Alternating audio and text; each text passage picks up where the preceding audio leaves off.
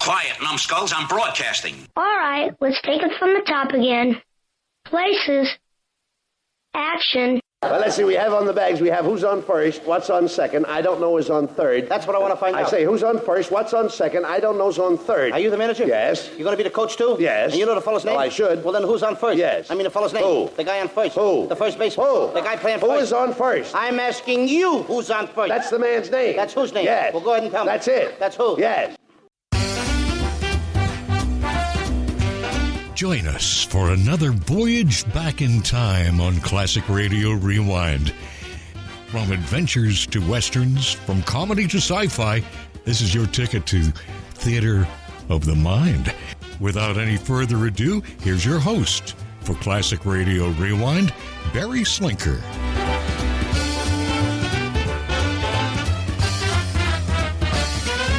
Hello again, everyone, and welcome to this week's Classic Radio Rewind. In observance of the upcoming Veterans Day holiday, Classic Radio Rewind would like to focus its attention on celebrating and remembering our veterans. Later, we will hear from the Milton Berle Show from 1947, followed by an episode from The March of Time from 1941, and wrapping things up with the Fibber McGee and Molly Show from 1943. But coming up right now, we have a two-part episode from Command Performance. Japan announced its surrender in World War II in a radio broadcast on August 15, 1945. The formal surrender documents weren't signed until September 2nd aboard the USS Missouri in Tokyo Bay. But in this broadcast, Bing Crosby hosts this all-star extravaganza to celebrate the end of the war.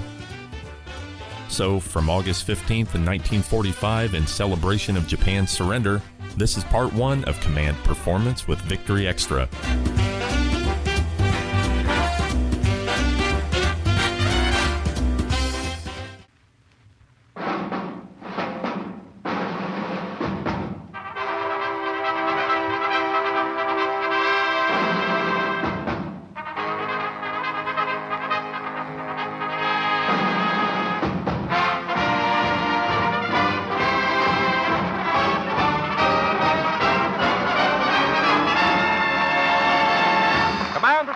USA, Victory Extra, the greatest entertainers in America, is requested by you, the men and women in the United States Armed Forces throughout the world. Command Performance commemorating Allied victory throughout the world.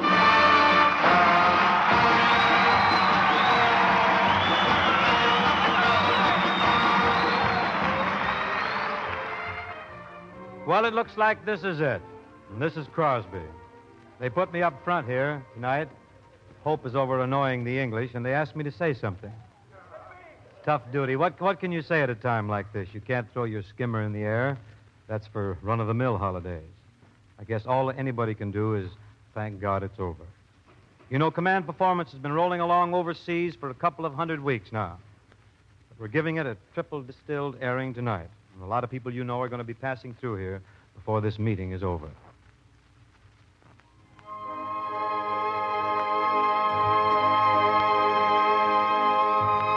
There's going to be a lot of happiness in the air, but along with it, a lot of prayers in all our hearts.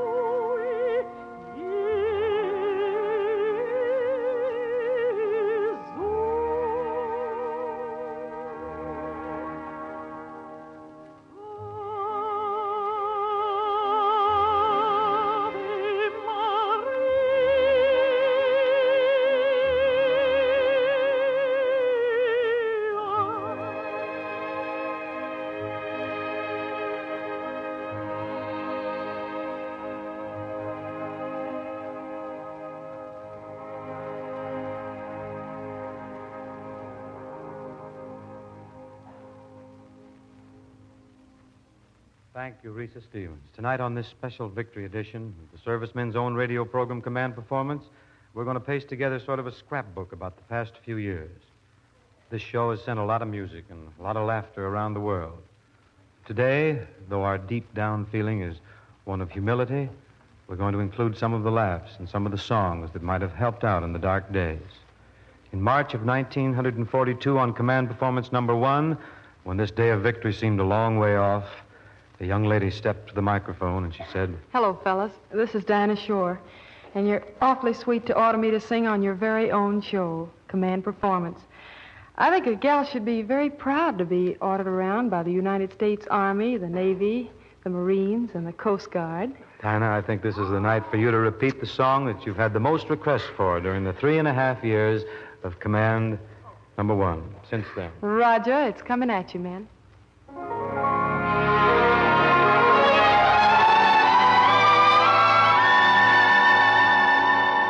I'll walk alone because to tell you the truth, I'll be lonely. I don't mind being lonely when my heart tells me you are lonely too. I'll walk alone. They'll ask me why, and I'll tell them I'd rather. There are dreams I must gather, dreams we fashioned the night you held me tight. I'll always be near you, wherever you are, each night, in every prayer. Just whisper, I'll hear you, no matter how far.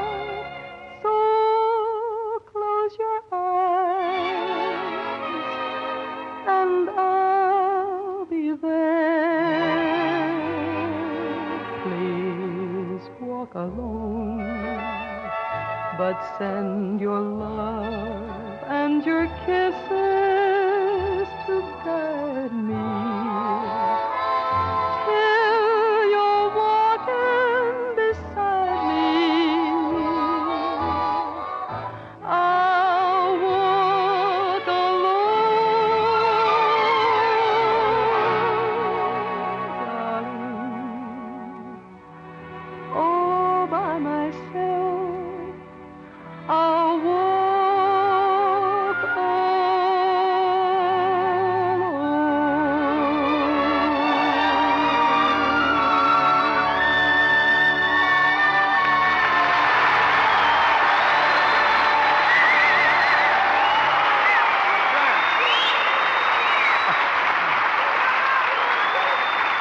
Oh, that was great, Dinah.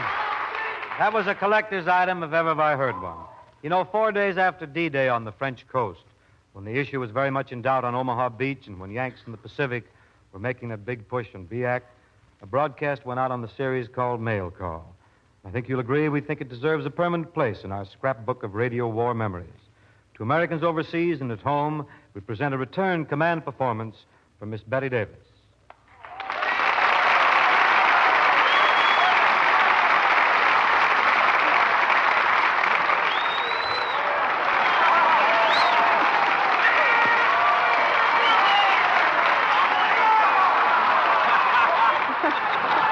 Thank you, Bing. I don't have to tell you how wonderful it is to be here tonight of all nights. What class, what refinement, what a cultured tomato. For cook, Jimmy Durante.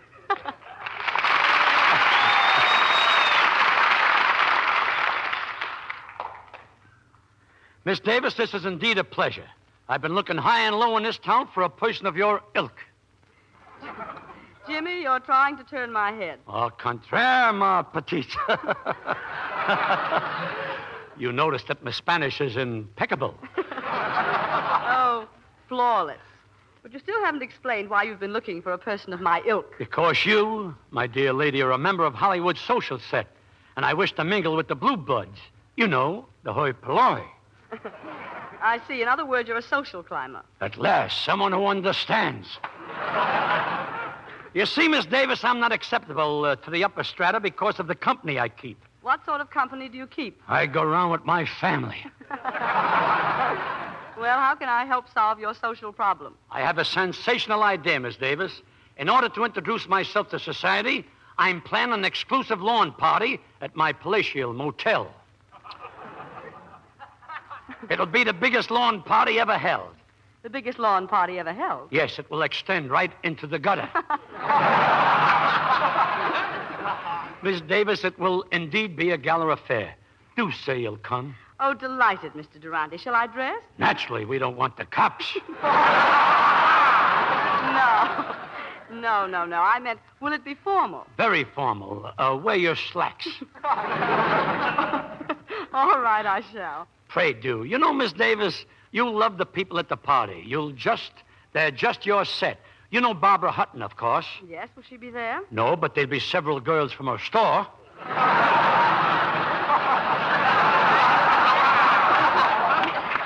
Naturally from the 10-cent counters only. Oh, yes, naturally. Tea will be served, no doubt. If you care for that sort of thing. Of course, for the more discriminating guests, there's straight gin. This is beginning to sound like a delightful brawl. What about entertainment? There will, of course, be a multiplicity of collateral divertisement for the ensemble. What does that mean? I don't know what it means. I did well enough to say it. But to tell the truth, Miss Davis, I'm a little short on talent for the party. I thought I'd come here and sniff around for some. Well, you have the equipment for it. A delightful quib, Miss Davis. Well, Jimmy, I think I have just the man for you. He meets your requirements to a T. What does he do? He plays the piano. Perhaps you should talk to him yourself. Here he is, and his name, Jose Iturbe.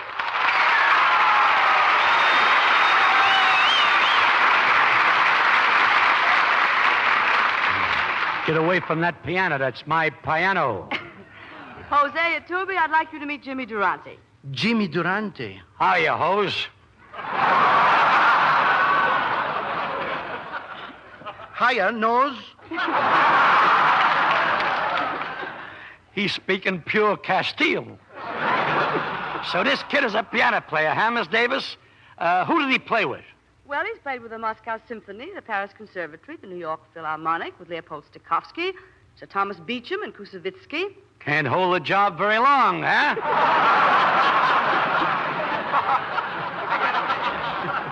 Are you looking for a pianist, Mr. Durante? Yeah, but I don't think you'll do. I gotta have a guy who can read music. But I do read music. For your information, Jimmy, Mr. Iturbe happens to be a musician of some renown. Well, how much do you get for a night, Jose? Oh, well, about $3,000. I see you work over scale.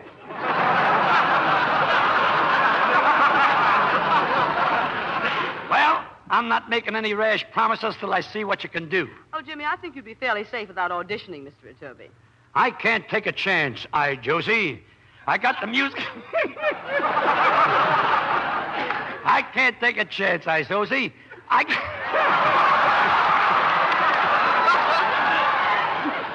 get worse as I go along. I got the music here for a piano duet. A duet? Yeah, that's what they call it when two people play. Here's your part. Them little black things, they're what you call notes. This one is moving. That's something else again. Brush it off. Now, Jose, you just wait a minute, and I'll play the piano, and I'll take the beginner.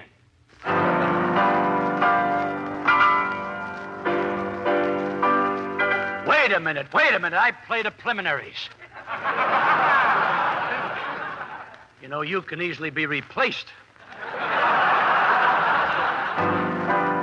Just a minute, I said. Soft.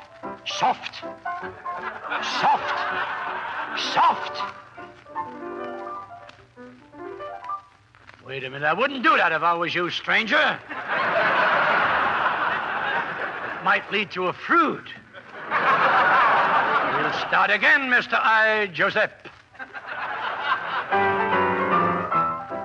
Soft. Soft. Soft. Wait a minute. I suppose if there were a little more notes, he'd have went a little further. Just what did you accomplish by that, Jose? I was merely trying to please. Everybody wants to get into the act.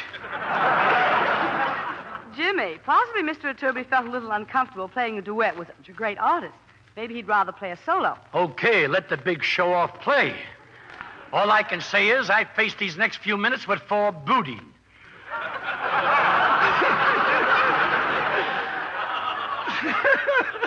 That must have been written by George Bernard Schwartz.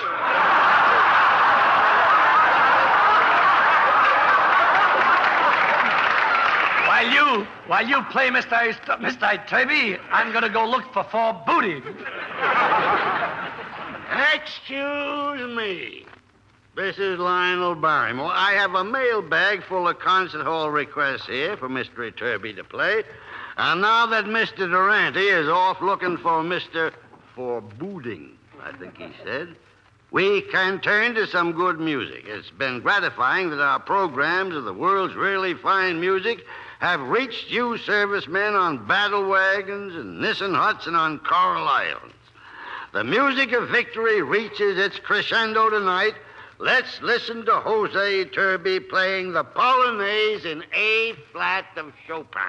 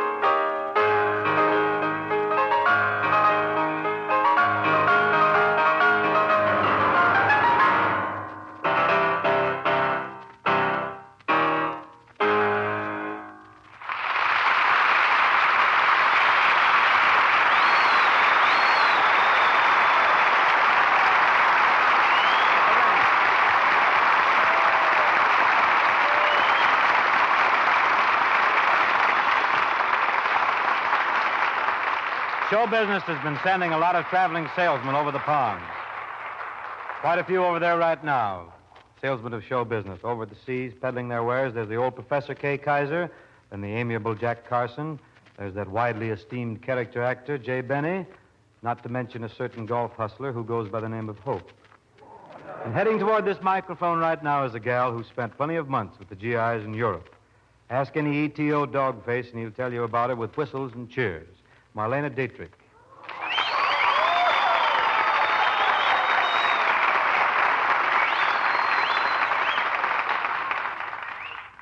Thank you, Bing. This is a happy day for every American. I have a pretty good idea how the boys in the ETO feel. You know, it's almost impossible for anybody who hasn't been up in the thick of it to imagine what this business of war is like firsthand. One man helped give the world the necessary imagination. His name was Ernie Pyle. Anybody, civilian, soldier, who has spent any time overseas knows how the GIs feel about Ernie. Not long ago, he wrote some good words about this day of victory.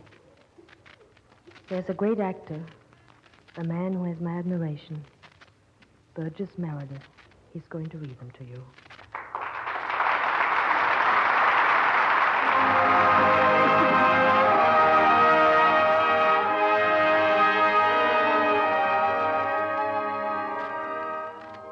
It'll seem odd when at some given hour the shooting stops and everything changes again. It'll be odd to drive down an unknown road without that little knot of fear in your stomach.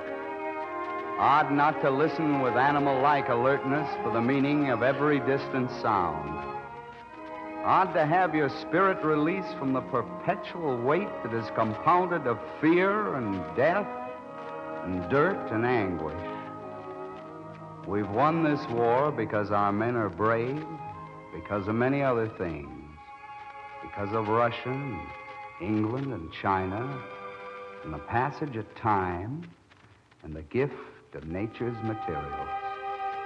We did not win it because destiny created us better than all other peoples. I hope that in victory we are more grateful than we are proud.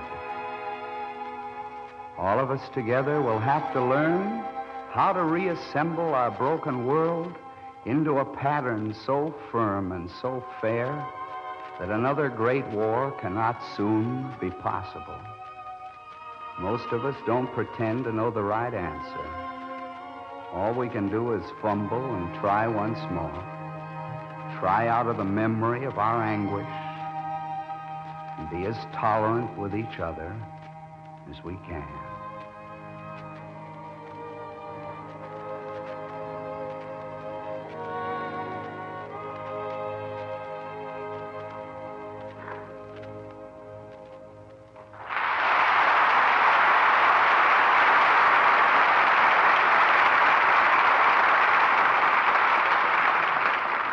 How can anybody begin to do any kind of celebrating, loud or soft, jubilant or humble, without including Jenny Sims, the gal who sweetened up the airwaves of the planet ever since the war began?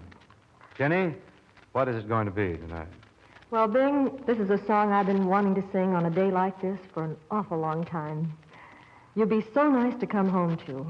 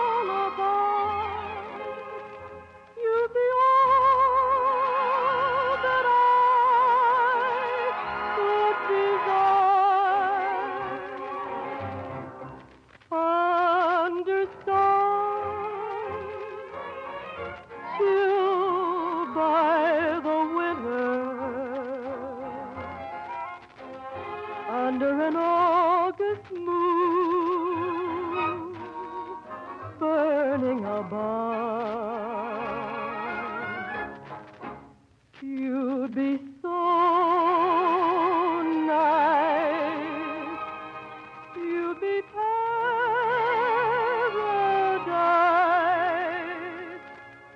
to come home to.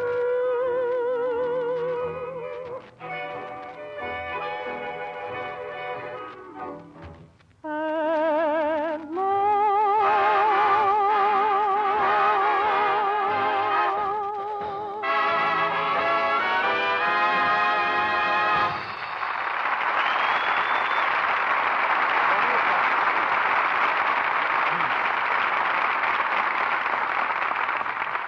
I have just been handed a card here with the name of an added starter in this Command Performance Victory show. I don't really know what to say about him since I'm not familiar with his work.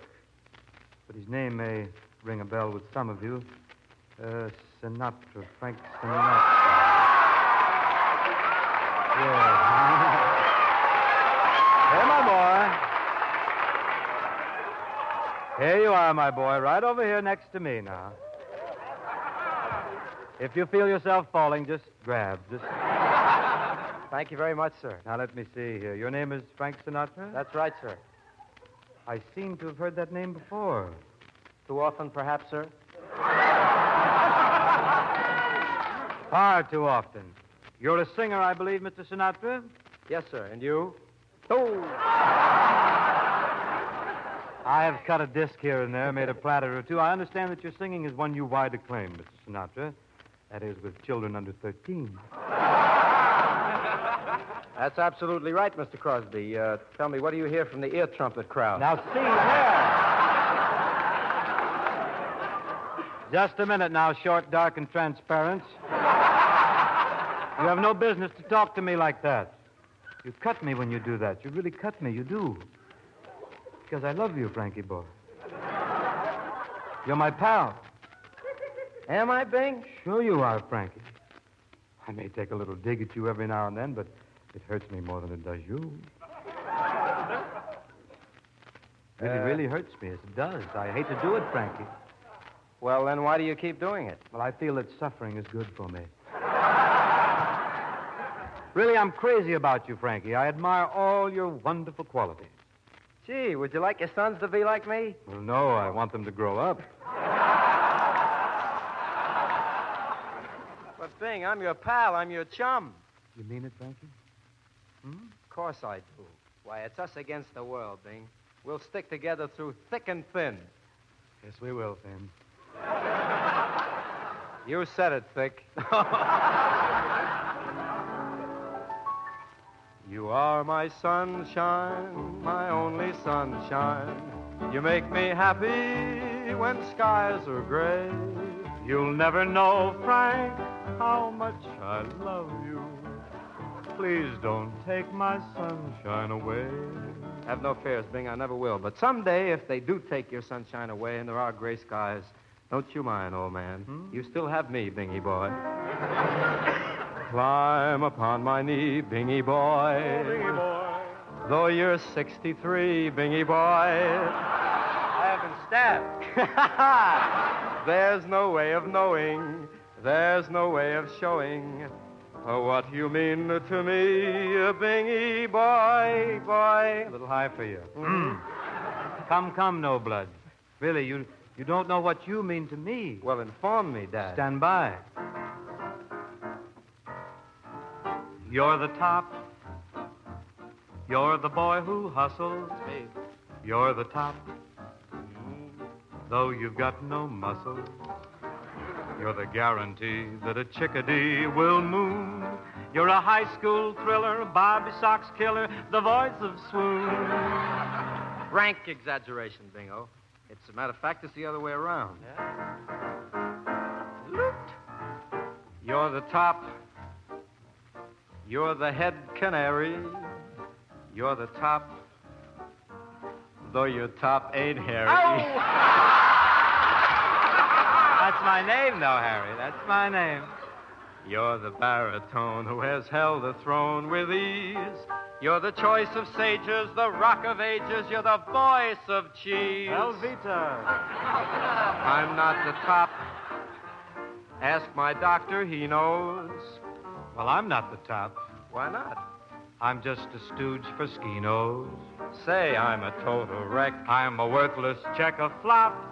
So I guess that leaves Lombardo on the top.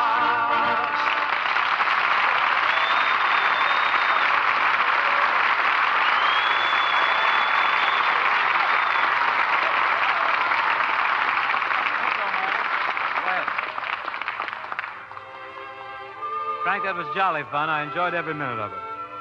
But let us hear one of your winners, huh? Are you in good voice? Pump yourself up. Sing it. What is America to me? A name, a map, or a flag I see. A certain word, democracy. What is America to me?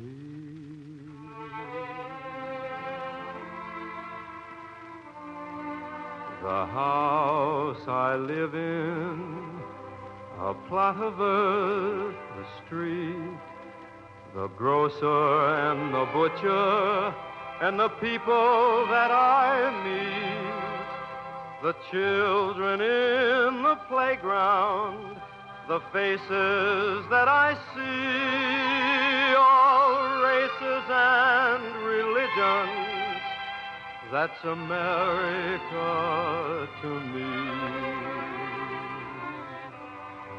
The place I work in, the worker by my side, the little town or city where my people lived and died, the howdy and the handshake, the air of feeling free, and the right to speak my mind out, that's America to me.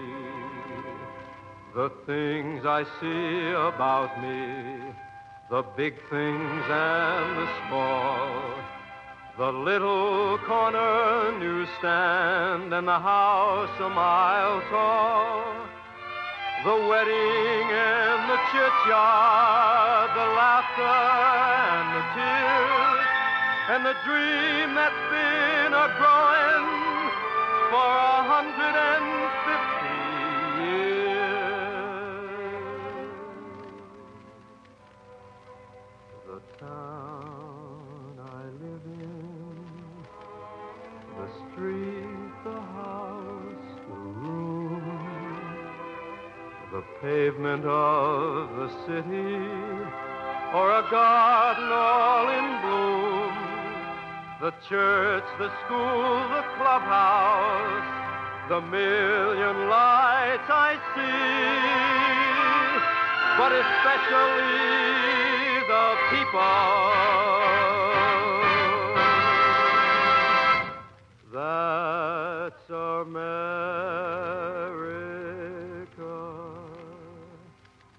to me.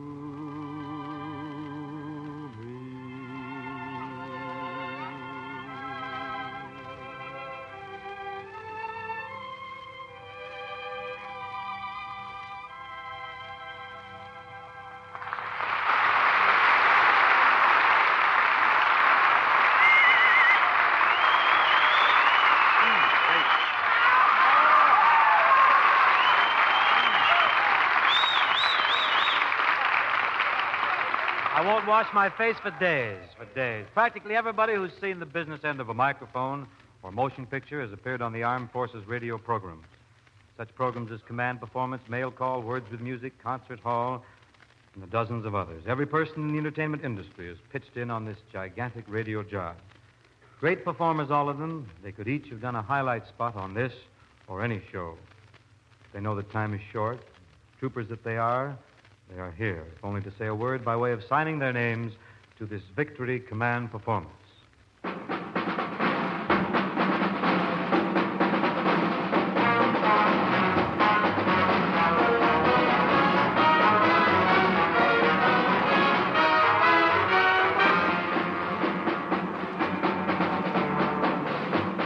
My name's Rita Hayworth. This is a great day. You've cleaned things up for better days to come. Stop, Sergeant. This yarn has latching on. 3 down and none to go. This is Ernie Bubbles Whitman. We've been waiting a long time to say this. Hallelujah! I should like to add my name in this hour of victory. Gratefully, Ida Lupino. This is Ginger Rogers. Today, the final seal goes on the charter. Freedom from fear and want. Freedom of speech and religion. This is Ruth Huzzy. This is a big day here, but the biggest day of all is when you out there come home. Claire Trevor speaking. This is a day none of us will ever forget. A gift to history from the fighting men and women of the United Nations. This is Don Wilson. Look for the 7 big letters on the package. VICTORY.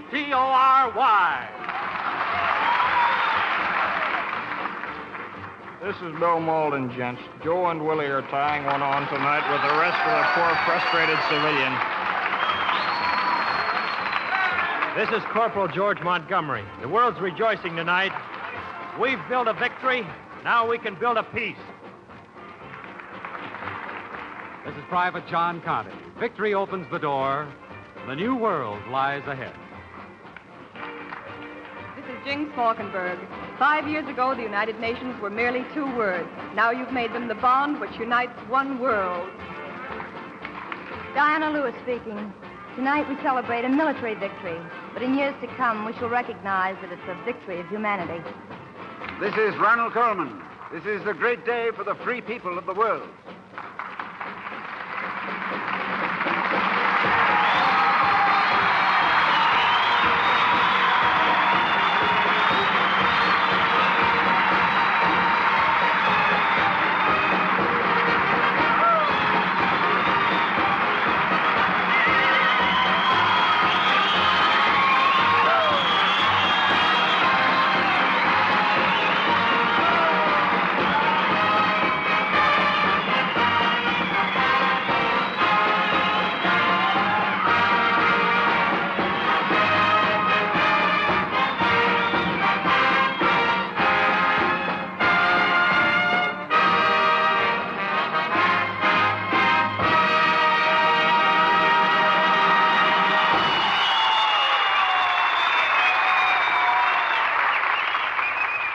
You know, practically any scrapbook has to have a little GI cheesecake, a little Quonset mural, as it were, sort of a pyramidal petty.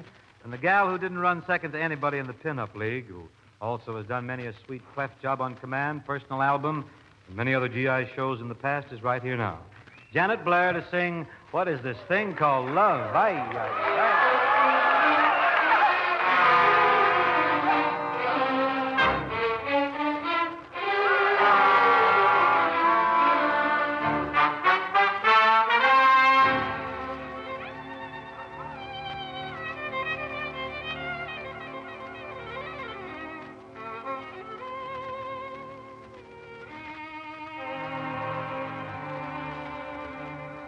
What is this thing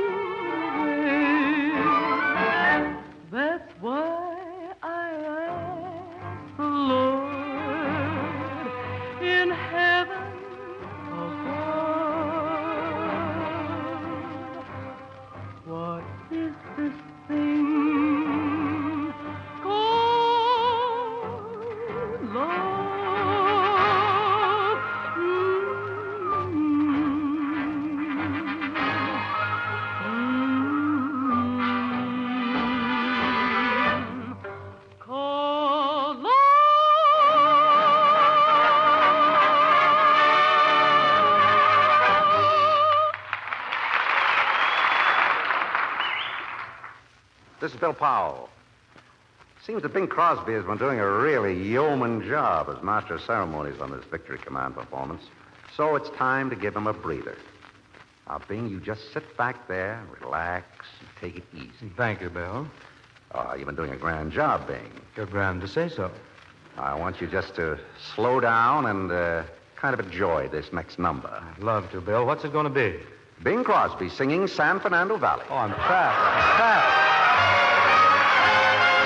I'm trapped and I love it. 'Cause I'm packing my grip and I'm leaving today and I'm taking a trip California way. I'm fixing to settle down and never more roam and make the San Fernando Valley my home. I'll forget my sins. I'll be making new friends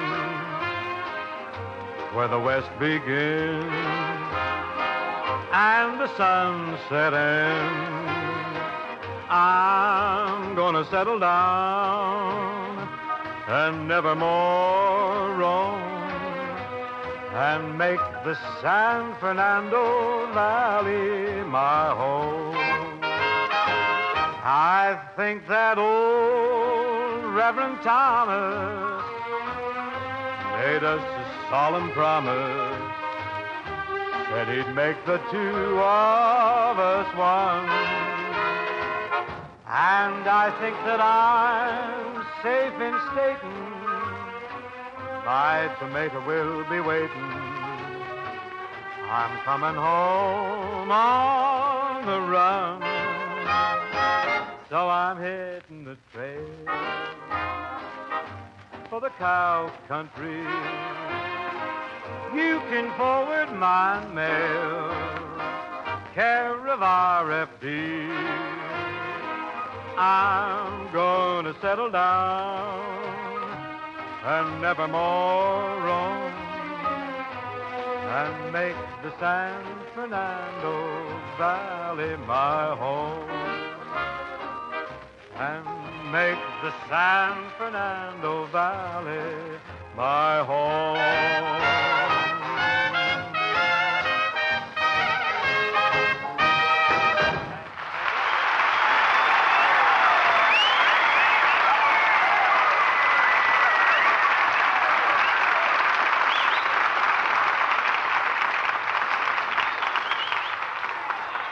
I don't know. Those wolf calls and whistles can't be for me. This is Harry Von Zell. One of the command performance's great departments during the past few years has been sounds from home.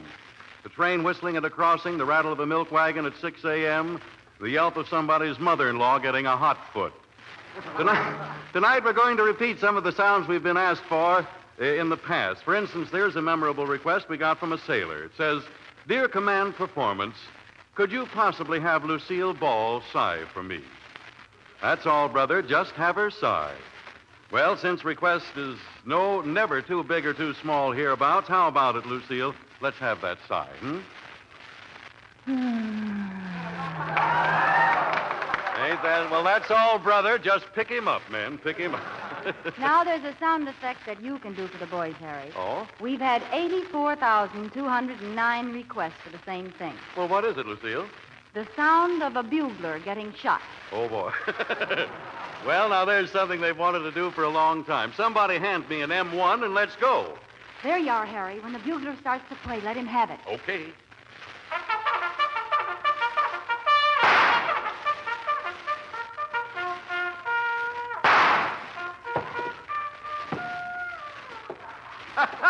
I got him that time.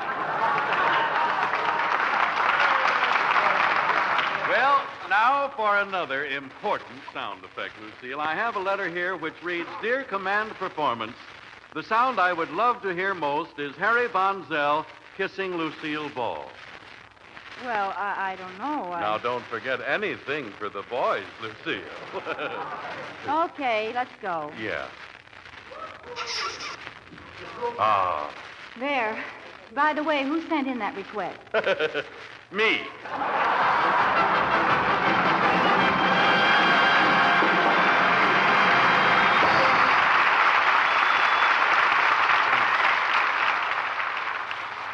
imagine that there must be a few fathers out there on the listening end tonight, and I imagine some of them have sons or daughters that they haven't seen yet. Of course, I'm sort of a Johnny-come-lately on this father business. New racket for me, but I've got a feeling Victory Day means something extra to you guys who are looking forward to seeing your kids for the first time. And we pray it'll be soon. Meanwhile, the King sisters are tossing off a lullaby to keep that kid of yours happy until you hit stateside again. King.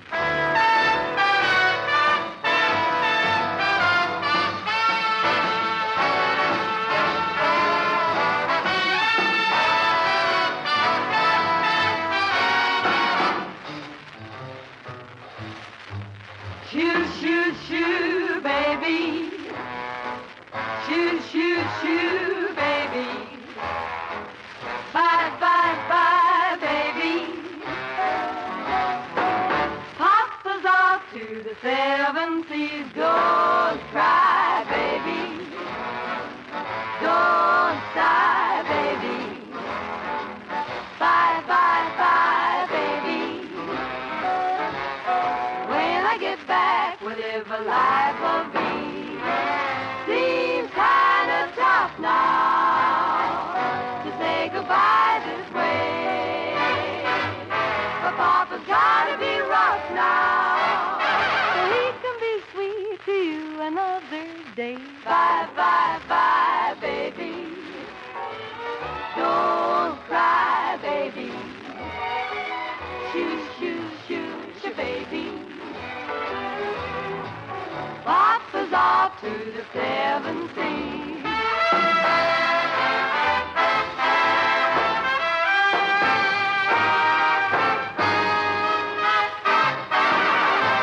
Shoo, shoo, baby.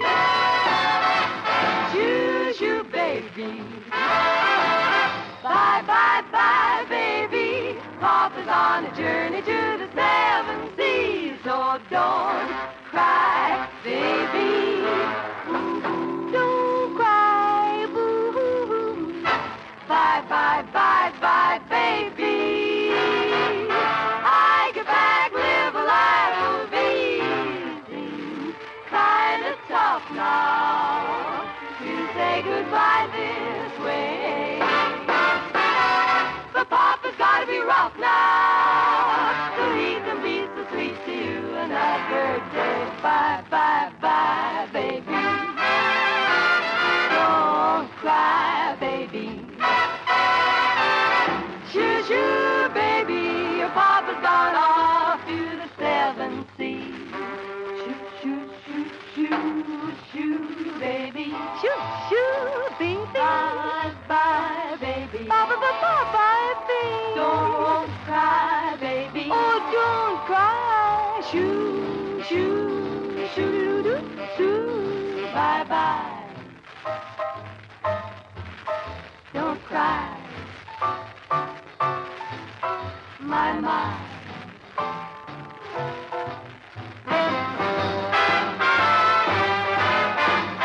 Shoo, shoo, shoo, baby. Shoo.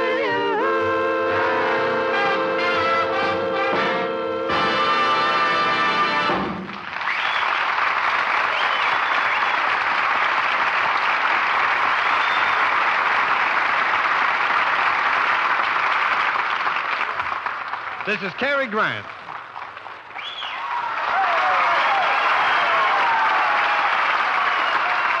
In the next few moments, you will hear some words which were first spoken by a great American.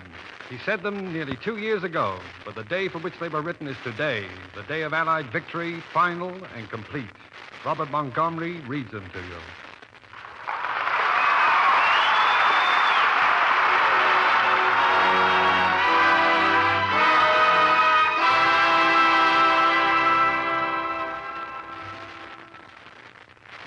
We now face the enormous and complex problem of building, with our allies, a strong world structure of peace.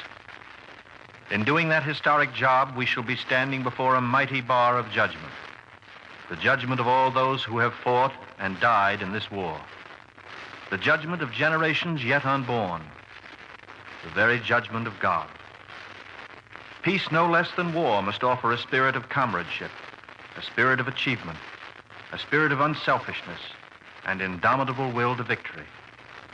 Around us, we see an unfinished world, a world of awakened people struggling to set themselves on the path of civilization.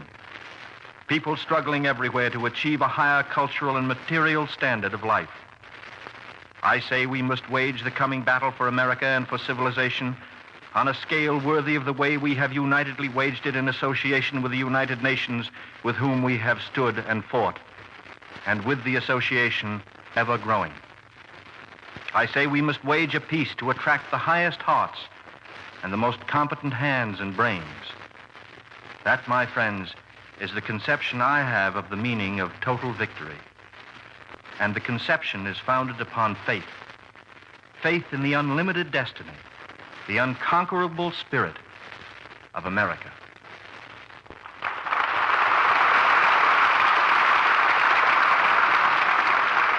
Thank you, Bob Montgomery, for bringing us the words of a man who would have given so much to see this day of victory, Franklin Delano Roosevelt.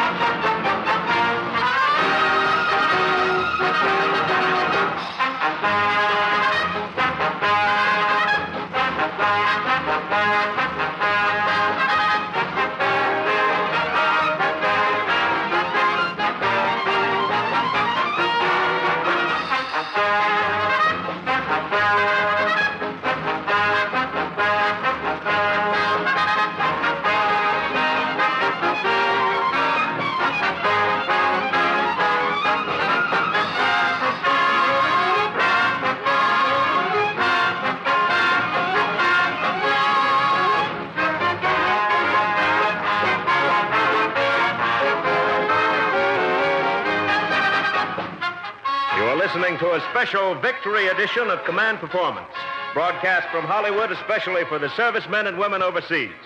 We pause for station identification. This is the Armed Forces Radio Service.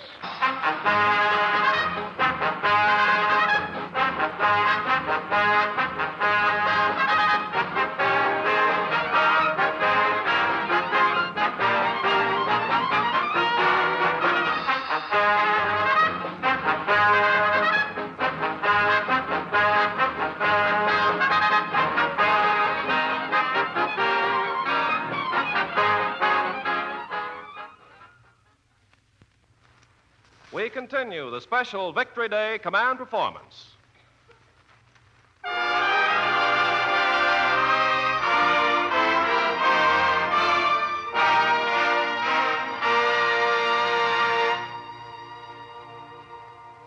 A lot of people have worked long and hard for this day.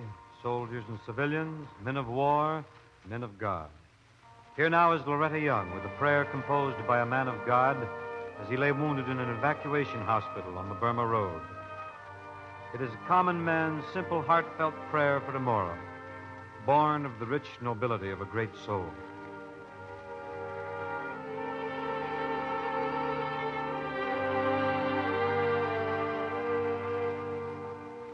Please, God, give us the strength to accept with serenity the things that cannot be changed. Give us the courage to change the things that can and should be changed. And give us the wisdom to distinguish the one from the other.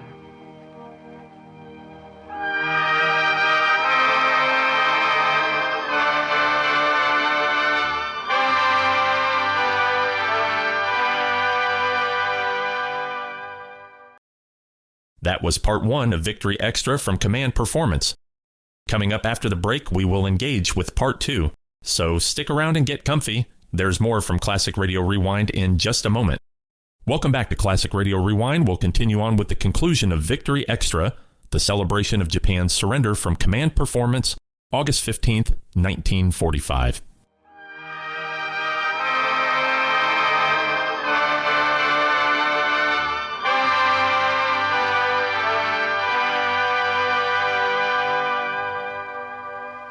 The next young lady on this Victory Command performance has made a major pitch to keep the gangs at the APOs from going hut-happy.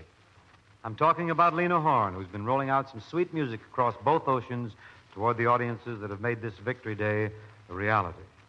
Along with the AFRS Orchestra, under the direction of the mighty Major Meredith Wilson, Lena's going to sing the song that she's had more commands to perform than any other, The Man I Love.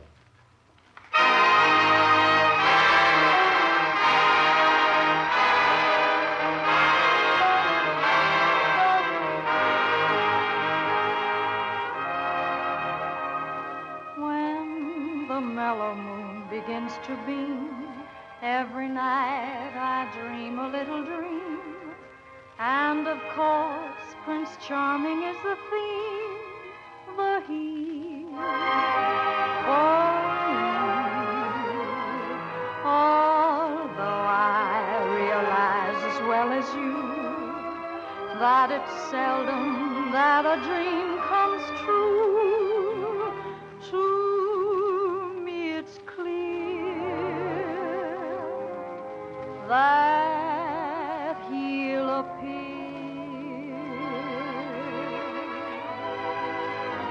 Someday he'll come along, the man I love, and he'll be big and strong, the man I love. And when he comes my way, I'll do my best to make him stay. He'll look at me and smile,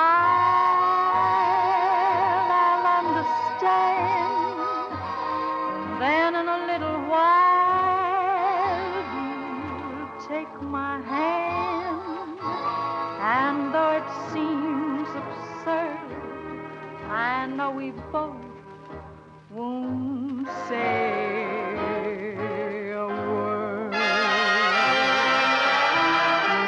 I shall meet him Sunday,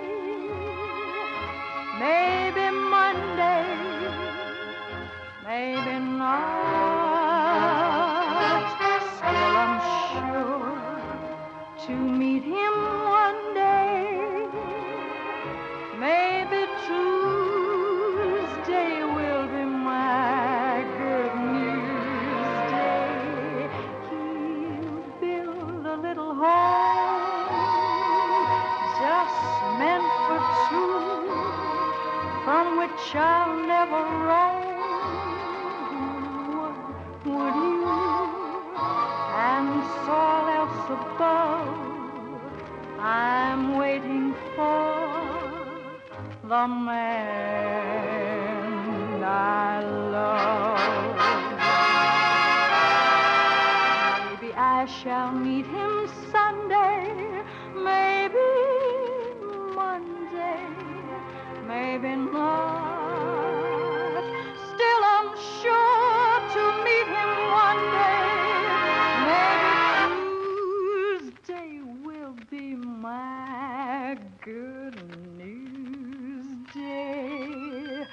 He'll build a home just meant for two, from which I'll never roam.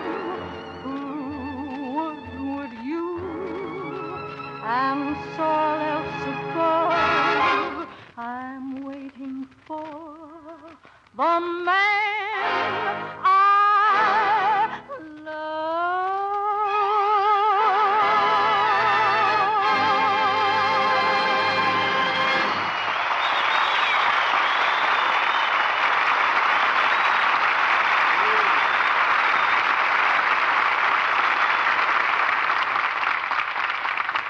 You men and women of the armed forces have written many thousands of letters expressing your gratitude for the radio service that has followed you where wartime needs have taken you. This gratitude rightfully belongs to the broadcasting and entertainment industry of the United States. For the Armed Forces Radio Service would not have been possible without their continued and complete cooperation. At the inception of AFRS, these industries told us, both by word and by action, the best of American radio must be given to our armed forces in whatever volume is needed. So we here tonight convey your gratitude to the 4 great radio networks and the independent radio stations of your country, the commercial advertisers and their agencies, the musicians' unions, copyright owners and publishers, the recording and transcription companies, the unions and representatives of all talent appearing on these programs, the artists of stage, screen, and radio, and the Hollywood Victory Committee, which has scheduled their appearances. Such a united, single-purpose effort for the welfare of the men and women of our armed forces is a tribute not only to the industries concerned, but to the fine democratic principles of free competitive enterprise upon which these industries were founded and developed. You have just heard Colonel Thomas H.A. Lewis, Commandant, Armed Forces Radio Service. And talking about AFRS... Hi, fellas. This is G.I. Jill. A few weeks ago, we sent you program number 1,000 of G.I. Jive. It was sort of a celebration, hitting the all-time high mark on one of your own special shows. But this is a day we've really been waiting for. G.I. Jive wants to latch on to the proceedings and join the beam with our own theme man, Mr. G.I. Jive himself, Johnny Mercer.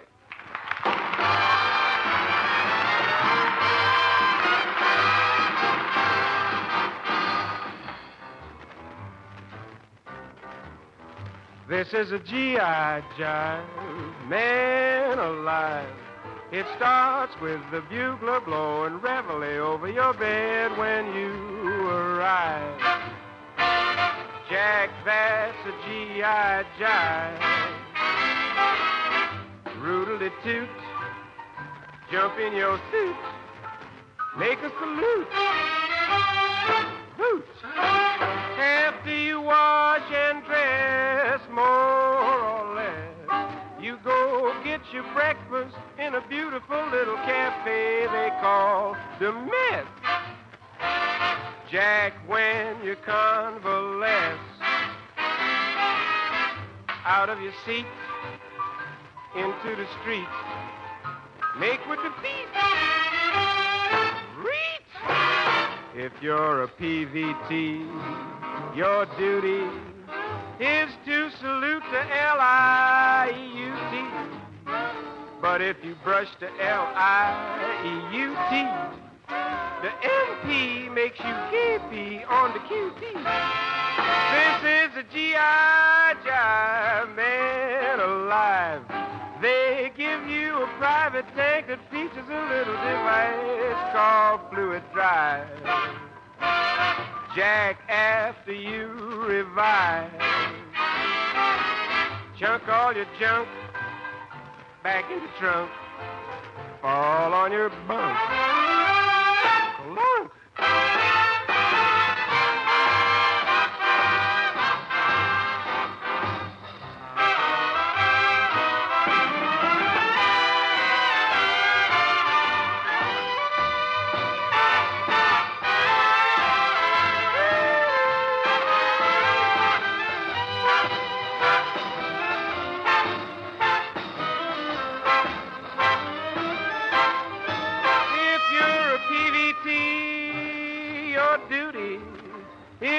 Salute the L-I-E-U-T. But if you brush the L-I-E-U-T, hey, the MP makes you KP on the QT. This is the G.I. Jive, man alive. They give you a private tank that features a little device called fluid drive. Hey, Jack, after you revive, chunk all your junk back in the trunk, fall on your bunk. Lunk. Soon you're counting G, but before you count to 5, you'll be right back digging at G.I. Jive.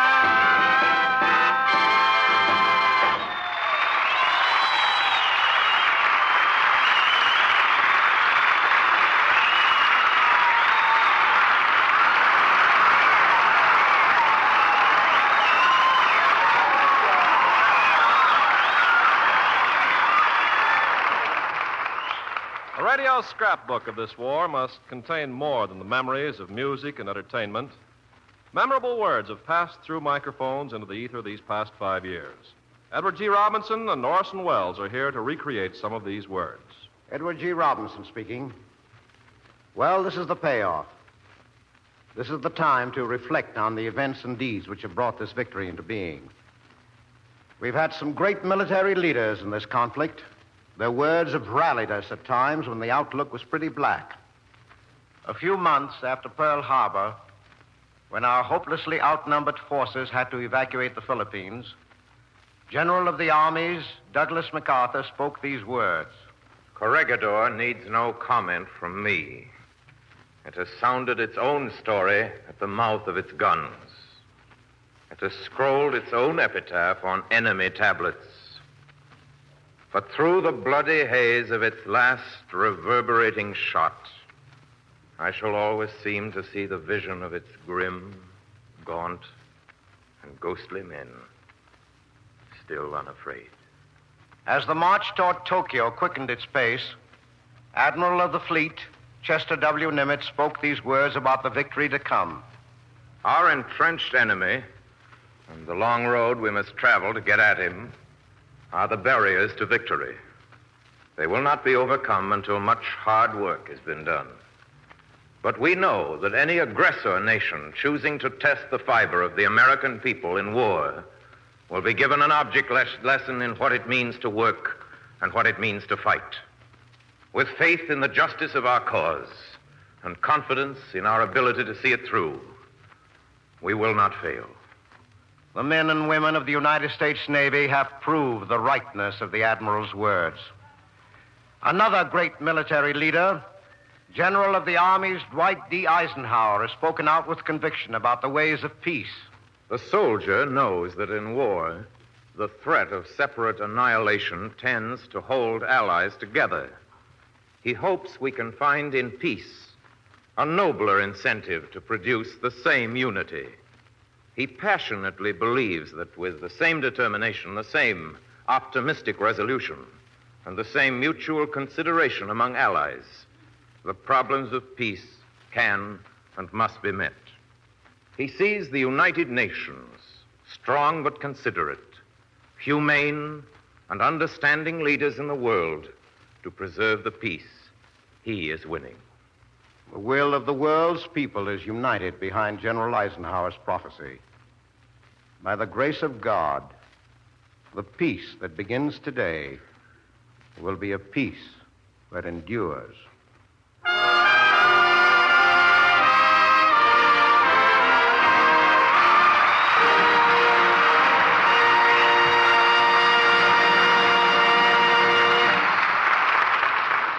Yes, this is certainly a great day. To us here, there's only one fellow missing. He's busy elsewhere. That grand old man of comedy, Mr. Bob Hope. I know that Bob and I have said many disparaging things about one another. He's way in front. But actually, there's a pretty deep bond between us. There's nothing in the world I wouldn't do for Bob Hope. There's nothing in the world he wouldn't do for me. That's the way we go through life, doing nothing for each other. We sure miss him. You know, when you get to assembling a scrapbook of command performance memories, you just can't help remembering the bright spots of color supplied by a gal named Lena Romai. Lena's song is Choo Choo.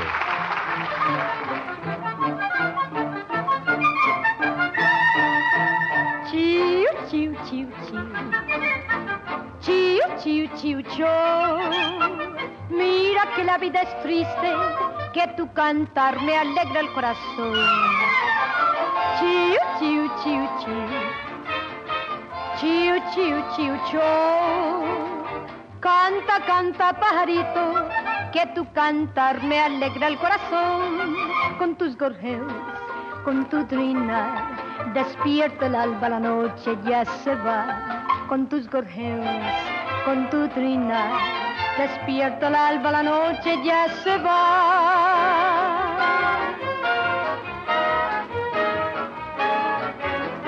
Choo, choo, choo, choo. My heart singing just for two. Choo, choo, choo, choo.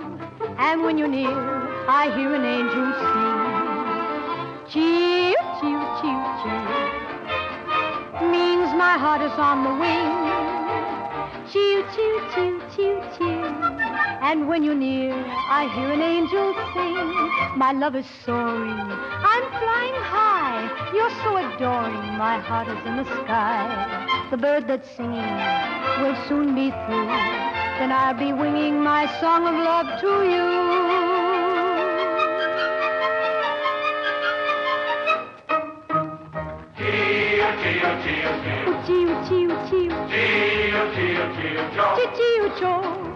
Mira que la vida es triste, que tu cantar me alegra el corazón.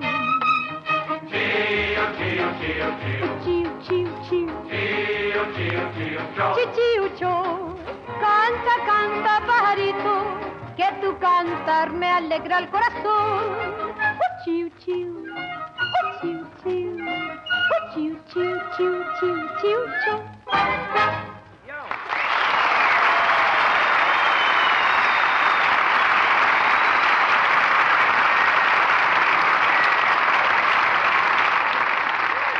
To you men with radios and Quonsets and tents and foxholes, here's a spot that'll take you back to the Christmas command of 1944. Listen, lads, and remember.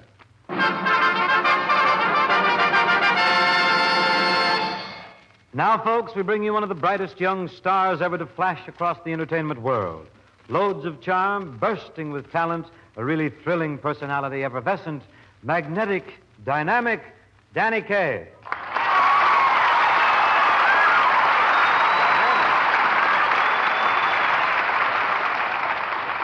Well, how are you tonight, Danny? Pretty good, huh? Uh-huh. Oh, I bet you have something really sensational for our show tonight. Uh-huh. Something that'll really rock 'em, sock 'em, lay 'em in the aisles, eh? Uh-huh.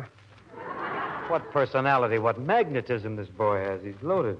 Uh-huh. Is uh-huh all you can say? Uh-uh. Well, say something else, for goodness sake. Bing, my dear little boy. Здравствуйте, кужись из лесняжи со стросняис, марквандо ли сорто и снеж браспачи жолькят. Марч. What does that mean? Uh-huh. Oh, now, this is ridiculous. I thought you were supposed to be a comedian, Danny. Well, I am after a fashion, Bingy boy, but there's no sense trying to top you, the great Bing Crosby. You know, you've got loads of charm. You're bursting with talent, a really thrilling personality. Effervescent, magnetic, dynamic Bing Crosby. Uh-huh. And besides, Bingy, my files only go back to 1937. Well, yes, that is a disadvantage. My ad-libs go clear back to Bob Hope. That's just what I figured, so if you don't mind, Bing, I'll just sing. That'll be grand, Danny. What's it going to be? Well, I'd like to do a little thing we did in the picture called Up in Arms. It was in the scene of a lobby theater. This, if you remember, took place in the lobby of a movie house, and we were all standing on line. And I was complaining very bitterly to some people standing with me and that we were going in to see a musical picture. And I said, if you see musical pictures, you've seen them all. If you've seen one, you've seen them all. So I said, supposing you do get in the theater, and supposing you do get a seat, and suppose the woman in front does take her hat off, what do you see?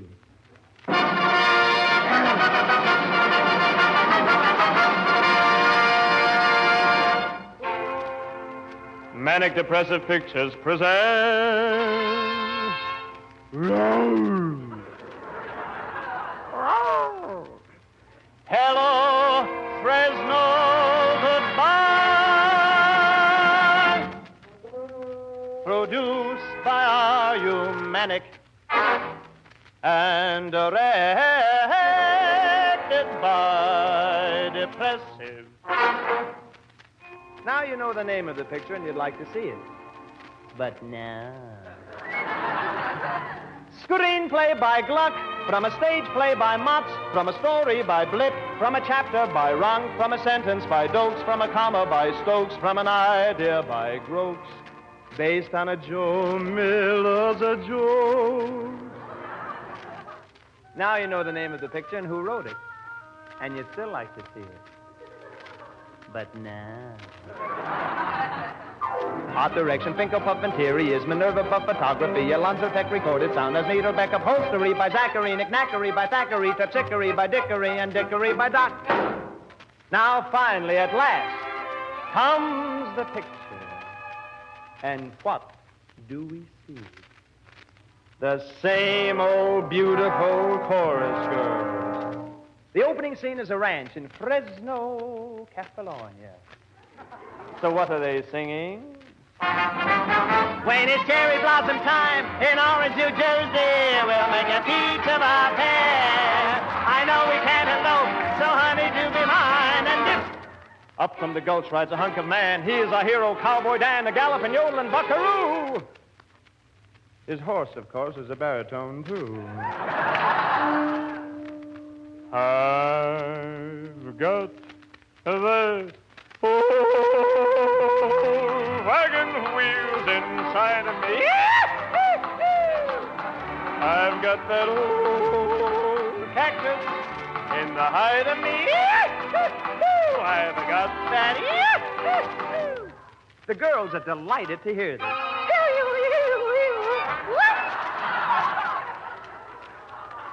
But where is our heroine?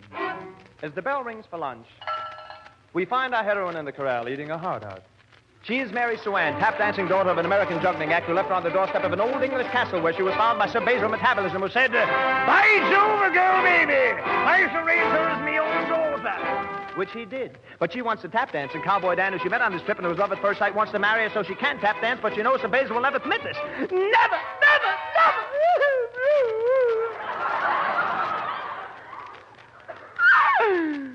That's why she's eating her heart out. Because she wants to tap dance.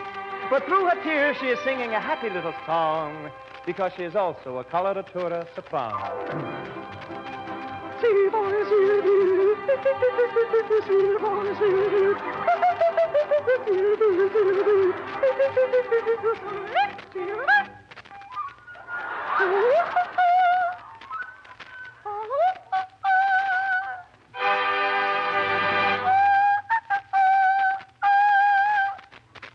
She is beside herself. A favorite position. Oh, Father, you must let me marry Cowboy Dan. He owns the biggest ranch in Texas. Bar none. Bar none? Well, that's the password of the FBI. It can't be. No, no, yes, yes. No, no, yes, yes. No, no, yes, yes. No, no, yes, yes. It can't be. But it was. He rushes to Mary Swan. Mary Swan, can you help me? You must step out a message in code. This is her big chance. Now she can tap dance, which she does. But what has she done? She has betrayed her own father. But he isn't her father. He is Heinrich von Schlupenbank Rodesblum, home in the Rodesblum, hides in the Bing Crosby, Hoden, Poden, the Hode. The dangerous German spy. Stick up your hands, you dirty rat, and Gaud is flirting, Eisenblatt, so the FBI finally captured the German spy. Dan and Mary are about to blame. You think the picture's about to end? But no. Who ever heard of a musical picture without Carmelita Pepita, the Bolivian Bombshell? I wish you could come with me to my little village in Bolivia. So peaceful there at the purple mountains with the lovely mist and the shining stars. And the little people who live so simple and quiet. And all they want to do is sing. When it's cherry blossom time in Orange, New Jersey, we'll make a peach of our hair.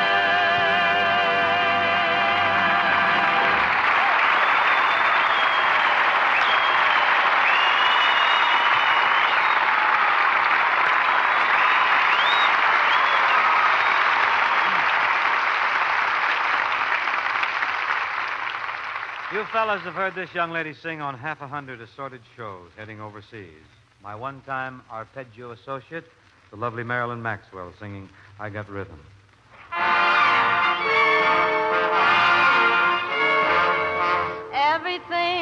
got to have a beat. Even Mr. Porter's tom-toms in the verse of Night and Day had to have a rhythm, had to have something to say. Even Tommy Dorsey, when he's playing awfully sweet, had to have a beat. I am no exception to the rule.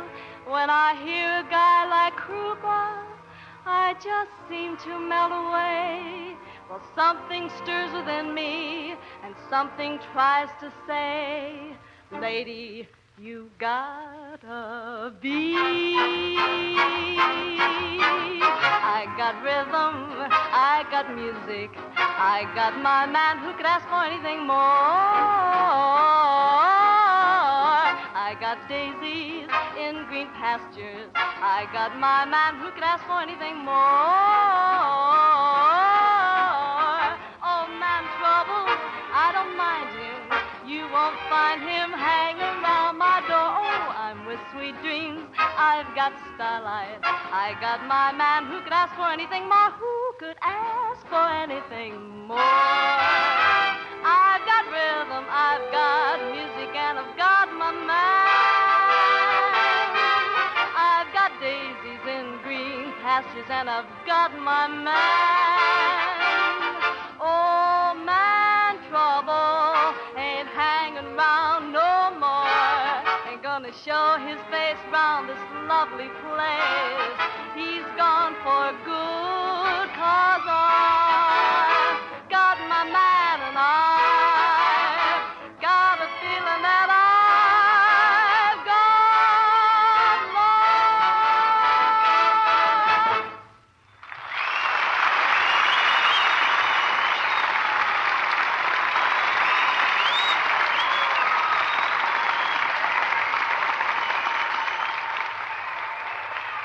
This is Herbert Marshall. A great poem came out of this war.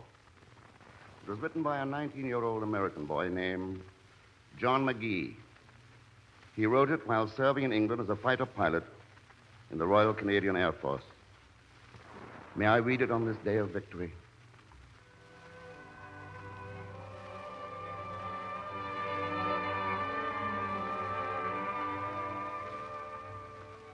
Oh, I have slipped the surly bonds of earth and danced the skies on laughter-silvered wings. Sunward I've climbed and joined the tumbling mirth of sun-split clouds, and done 100 things you have not dreamed of. Wheeled and soared and swung high in the sunlit silence. Hovering there, I've chased the shouting wind along and flung my eager craft through footless halls of air. Up, up the long, delirious, burning blue, I've topped the wind-swept heights with easy grace, where never lark nor even eagle flew. And while with silent, lifting mind I've trod the high, untrespassed sanctity of space, put out my hand and touched the face of God.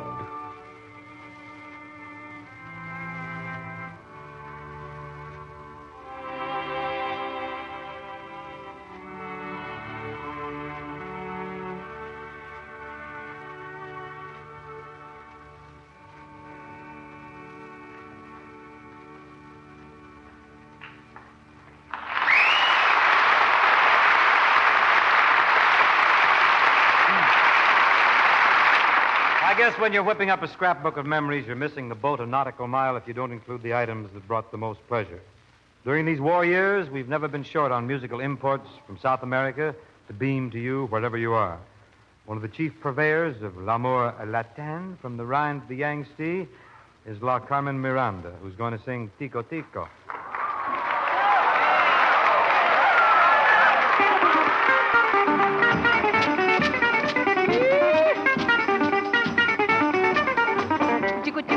Outra vez aqui, o tico-tico tá comendo meu fubá. Se o tico-tico tem que se alimentar, que vai comer umas minhocas no pomar. Tico-tico-tico tá outra vez aqui, o tico-tico tá comendo meu fubá. Se o tico-tico tem que se alimentar, que vai comer umas minhocas no pomar. Oh, mas só pra tirar esse bicho do celeiro, porque ele acaba comendo o fubá inteiro. Tira esse tipo de canto,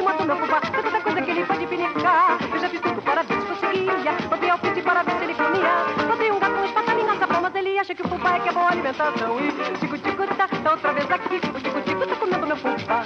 Tico-tico tenta que se alimentar. Quem tá comendo mais minhoca no fumar. O tico-tico tá outra vez aqui. O tico-tico tá comendo meu fubá.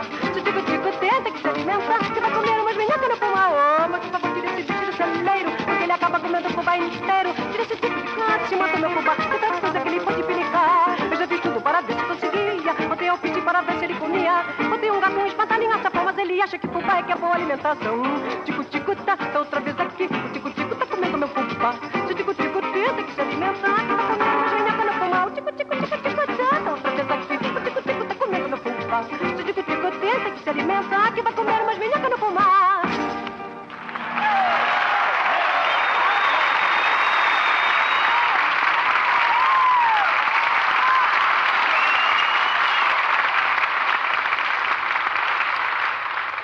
This is Claudette Colbert.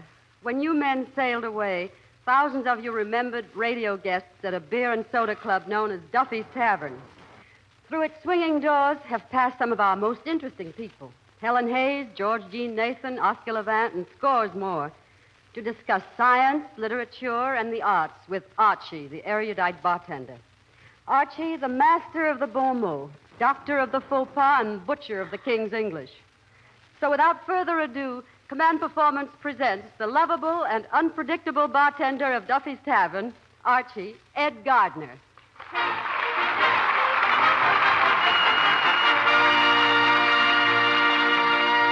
Well, thank you, and I'm much obliged to meet you, too, Miss Colbert. Well, thank you, Archie. Yeah, it ain't every day I meet a high-class tomato like yourself. Well, that's very flattering, I think. Yeah. Tell me, Archie, I've heard so much about Duffy's Tavern. What sort of a place is it? Well, it's only one of the most exclusive joints in New York, you know. Exclusive, huh? Very risque. Yeah, we cater to nothing but the hoi polloi. As a matter of fact, you can't get into the place without a card, you know. Yeah, and how do you get a card? We got a kid in the street handing them out. Well, that's a very fresh idea. Yeah, well, it's a fresh kid. Yeah, yeah, it's a great place, Duffy's. You know, when you say what's it like, it's hard to describe, but it has that certain something, you know. Je ne sais quoi? What? Je ne sais quoi? Yeah. Got a little of that, too. I mean, it has that air of distinction. Distinction? Oh, well, it did have at first, but the health department took care of that. I see. Well, tell me, how's the cuisine? The cuisine? Oh, the best. Practically as good as the food. Oh, what food, Miss Colbert? The next time you get a sucker, you know, to take you to dinner, bring him down to the joint. Try a 25-cent 7-course dinner. That's the one with the laminated herring. You'll never forget it. 7 courses for 25 cents. Well, it might not seem like much to you, but it's a lot of money to the bums that come into the joint. Yeah, and it's worth it when you consider the service, you know. Oh, the service is the best, too, huh? Je ne sais point. Yeah, we make it personal, you know. A private napkin to each customer.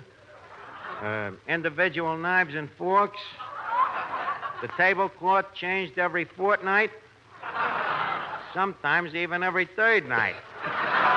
And, of course, you know, we wouldn't dream of putting a spittoon on the table unless it had a doily under it. So, you see, it's worth 25 cents when you consider the floor show. A floor show? Yeah, a one-man band, a guy known as the Lone Arranger. Terrific guy. He plays the harmonica with his mouth, the drums with his feet, and the cymbals with his elbows. What does he do with his hands? He holds them over his ears. The guy can't stand it. And you... Oh, I can't believe it. You left such a charming establishment to come here to Hollywood. Yeah, but there's madness in me method. Miss Colbert, how would you like to be co-starred with one of the greatest living movie actors? Who? Me. You? Yeah, me. Miss Colbert, you don't happen to know it, but actor's blood curses through me clubsuckles. But you've never acted. Don't make no difference. The smell of the grease ball is in me nostrils. Yeah, you and me will make a great team, Claudie. Well, I'm sorry, Archie, but I sort of promised Bill Shakespeare I'd go back to Broadway and do one of his plays next season. You promised Shakespeare? Ain't he dead? Yeah, I promised it to him on his deathbed. Well, a promise is a promise. Leave us forget pictures. You and me'll do Shakespeare on the stage together. Yep, and mayhap we'll even win the Putzler Prize. That never died like that. Yeah. Together we'll march onward, 40. We'll be a team like Alfred Lint and Lunt Fontaine. Like that Schildkret and Le Gallion. Like Abbott and Costello. But, Archie, you and Shakespeare. Why not? I bet that Shakespeare with me eye teeth. William Randolph Shakespeare. The Bard of Stratford Avenue. What a writer he was. To be or not to be. Only 3 words, but 4 with what meaning? What do they mean? Who cares? It was beautiful. And that other sock expression of his, Juliet. Wherefore art thou, Juliet? Oh, please, leave me get out of here. Now, wait a minute. You can't walk out on me. What about the team? What about this Putzler prize? No, Archie, yours is a great talent. It belongs to the world. You don't need me. No? No. Maybe not. No. Archie, you must go on alone to great heights. Oh, I can see it now, your name in lights. Archie in King Lear. Archie in Macbeth. Archie in Hamlet. Archie in Twelfth Night. Archie in Tobacco Road. Yes, you go on. And all I ask is that someday when you're striding about the stage in your long black tights, you will look up toward the balcony, and there in the very last row will be a little old lady, and I will be saying to the people around me, that's Archie. I knew him when. You think you ought to be talking while I'm acting?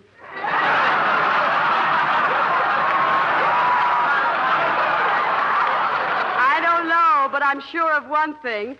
I oughtn't to be acting while you're talking. Well, anyways, good night, and I bid you a fond adieu.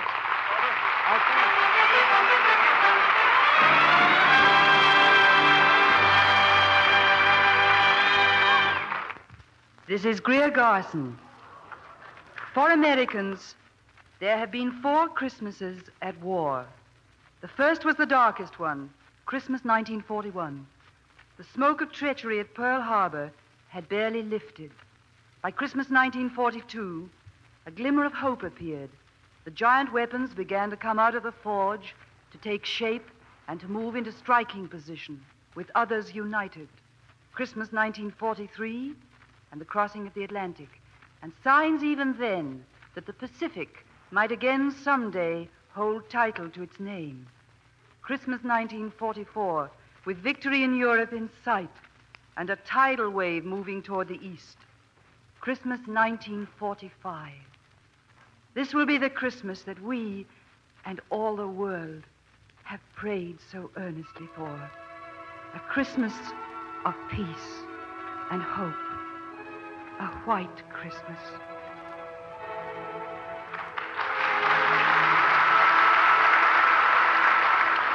I'm dreaming of a white Christmas, just like the ones I used to know, where the treetops glisten and children listen to hear sleigh bells in the snow.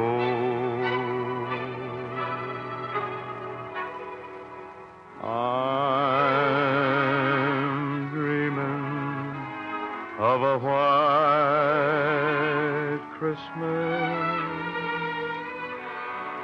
with every Christmas card I write. May your day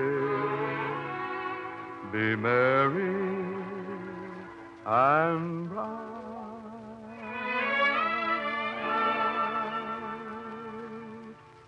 and may all your Christmases be white.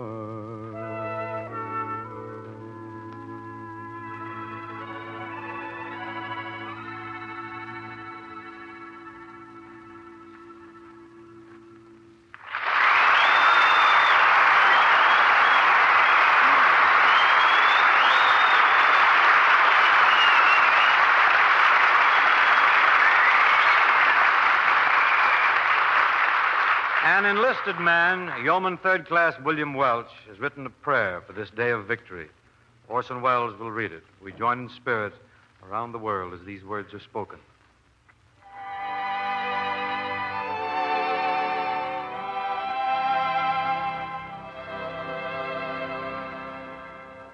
O God of battle and of peace, for the blessings of this day, for the lives that have been spared, for the prayers that have been answered, thank you from a full and humble heart. In this, the hour of peace, remember those, O God, who gave so much and asked so little. Hear the voices of these men, rising from the jungles of New Guinea and the Solomons, from the blood-soaked soil of Iwo Jima and the flame-scorched caves of Okinawa. Hear the chorus of their thanks, from the mass of wreckage at Salerno and the twisted rubble that was once a German town, across the length and breadth of every continent, from the hell-scarred places where they fell, their voices in thanksgiving rise. In memory of these and all the other men and women of the world who bled and died, that we might see this day, men of myriad tongues, of myriad faiths, and many races, men who had in common the love of dignity and freedom. To these, the citizens of Earth, we dedicate our future and our lives. Give us strength, O God, and wisdom to use the gift that was so dearly bought with blood and toil and tears. Amen.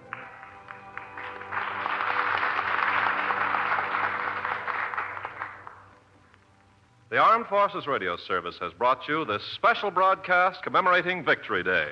This is Ken Carpenter signing off on behalf of all who appeared on Command Performance on this, the first day of world peace. Our national anthem.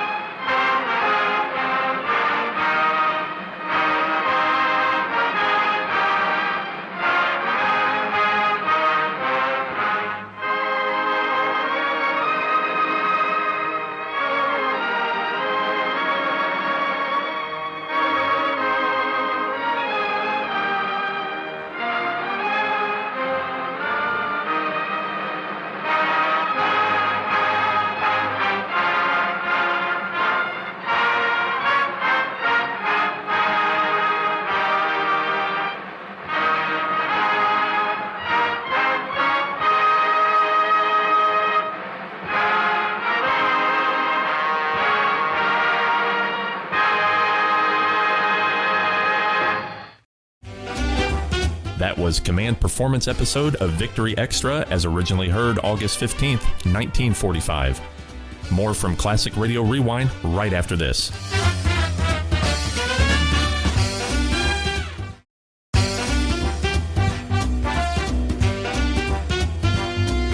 Welcome back.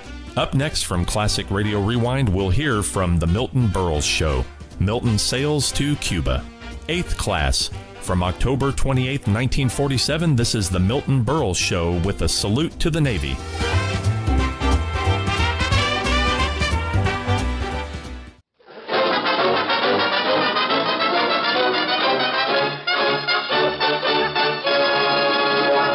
Make no mistake, of all leading cigarettes, one and only one is recognized by eminent nose and throat specialists as definitely less irritating. That one cigarette is Philip Morris. Johnny presents the Milton Berle Show.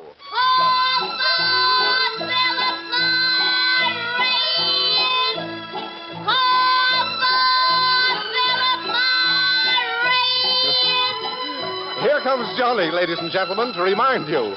If every smoker knew what Philip Morris smokers know, they'd all change to Philip Morris. Yes, they'd all.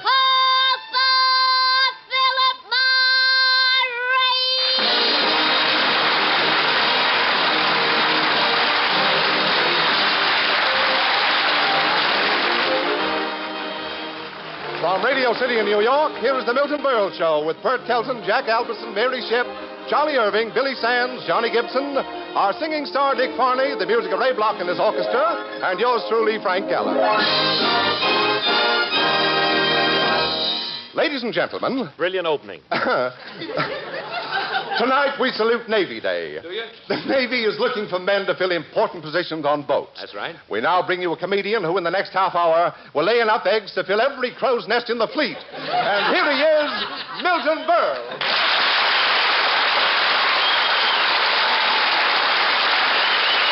Thank you. Just like to rehearse the applause. Thank you. Thank you, and good evening, ladies and gentlemen. Mr. Gallup, you saying that I lay eggs? Why, that hurts me. It really hurts me. I better start laying smaller ones. Go ahead, Mr. Gallup. Go ahead. Laugh at me for laying eggs. But Thursday you'll come around begging for a dozen. I mean that. Some yoke, you know. Well, what have you got to say for yourself? What a blow for Princess Elizabeth. Mr. Gallup, you told the same joke last week and it died. Berle, a line like that never dies. No, it has to be beaten to death. Look, Mr. Gallup, the program has just started. Will you save that buff material for later, please? Give me a chance. Won't you? Won't you? You know, I have some jokes, too. Very well. Get on the nest and start hatching. Again with the eggs. Mr. Gallup, look, I don't mind personal insults, but when you insult the jokes that I tell, you insult Fred Allen, Bob Hope, Burns and Allen, Fibber McGee, and Molly Picon. What am I saying? Will you do me a favor and strike it from the record? Yes, Berle, I've heard that you are adept at pilfering other comedians' bon mots. Would you break that up and shoot it to me in English, please? Gladly. You steal jokes. Take that back. Take that back, Mr. Gallup. That is nothing but a vicious rumor. A vicious rumor started by a few million people.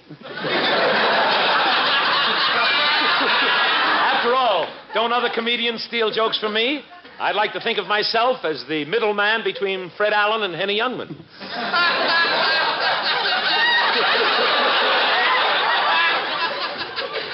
One of Youngman's writers. Youngman's writers. Joe Miller. Mr. Gallup, speaking of jokes, yes. You know, jokes, they've been my success, and that's been the secret of my success for years. The average comedian can tell a joke and get just a moderate laugh with it. But I can take the very same joke and get nothing. Which you have just clearly demonstrated. Mr. Gallup, please, tonight of all nights, let's not fill the air with insignificant chatter. This is National Radio Week. Just think, this week radio is 27 years old. How depressing. Depressing? You should complain, leaning there against the microphone in those expensive clothes. If it wasn't for radio, you'd be buying your ties from a pushcart. If it wasn't for radio, you'd be selling them to me. Mr. Gallup, stop this eternal joshing. Radio really is amazing. For example, here I tell a joke in New York, and in a split second, there's laughter in Maine, Florida, California. Oh, come, Berle, your mother doesn't get around that fast. Oh, no? She has a bicycle. A Ranger with a sheepskin seat and a klaxon horn. How about that? What's more, on weekends, they let her take off that Western Union plate and use the bicycle for pleasure. How about that, T-H-A-T? Berle, let's get back to the program. All right. How about that? Bad delivery. All right, now. Let us get on, Mr. Gallup. What was our subject tonight? Your mother's bicycle. Mr. Gallup!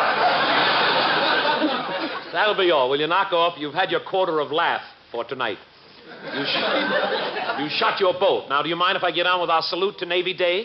Your mother's bicycle. Mr. Gallup! Ladies and gentlemen, it is with great pride that we now present our salute to my mother's bicycle. I mean, ladies and gentlemen, we salute the Navy.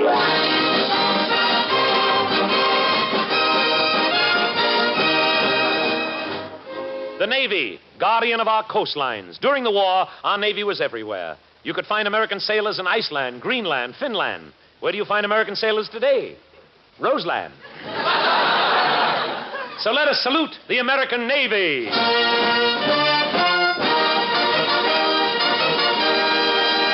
Ladies and gentlemen, the other day, I attended the Navy Day ceremonies on board the USS Brighton in New York Harbor. There, I interviewed Senator J.J. Billingsley, and what Senator Billingsley had to say was so important that we want you to hear it right now by transcription.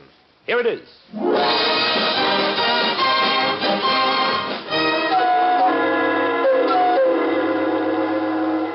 afternoon, ladies and gentlemen. Here I am aboard the USS Brighton. New York Harbor is in a gala mood.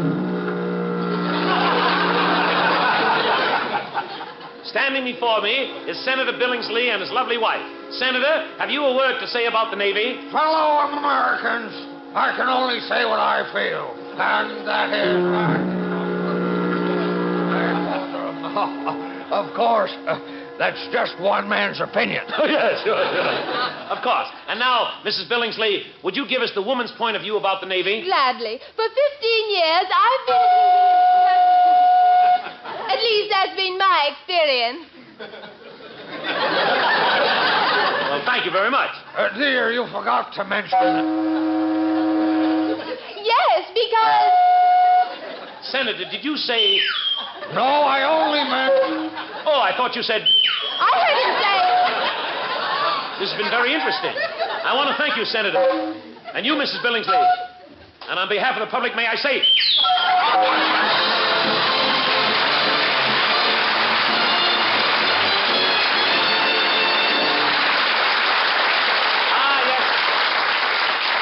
Ah, yes, Mr. Gallup, the sea. Is there a man listening in tonight who hasn't romantic memories of moonlit waters?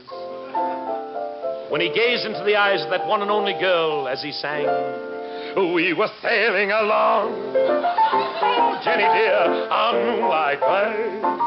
Hey, hey, hey! You could hear the voices singing, and they seemed to say, what are you swaying about?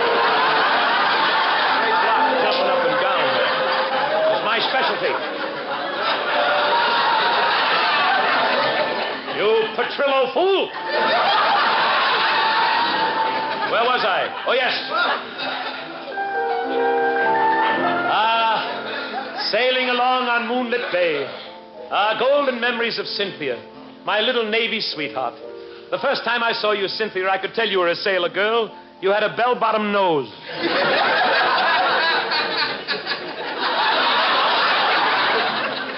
Remember when we met you on the high seas, Cynthia, how coy you were? You tried to get away from me, and what a fight you put up. You bent 4 of my harpoons. You bent 4 of my harpoons. That is not a Bob Hope joke. That is a no-hope joke. Remember... He wouldn't even give that to Crosby. Remember that first picture we took together, Cynthia? I stood beside you, and you were hanging upside down from the scale. You were hanging upside down from the scale. That I paid a fin for, that one. Beautiful, captivating Cynthia. Remember the time you had your face lifted, then the guy brought it back? Patriotic Cynthia. During the war, Cynthia, you worked with the Navy construction gang. You were a sea beast. How sad the Navy was when you left the service. How they could have used you in the backfield last Saturday against Pennsylvania. But it was the little things I remember about you, Cynthia. That faraway look that came into your eyes, that time that you were in that big gun swabbing it, and they fired it. Your tinkling little laugh when you came down on the Washington Monument. Boing! Your delightful little shriek every spring when they put you in dry dock to scrape off the barnacles. So until the last barnacle is off, remember when we sang love's old sweet song on moonlight bay.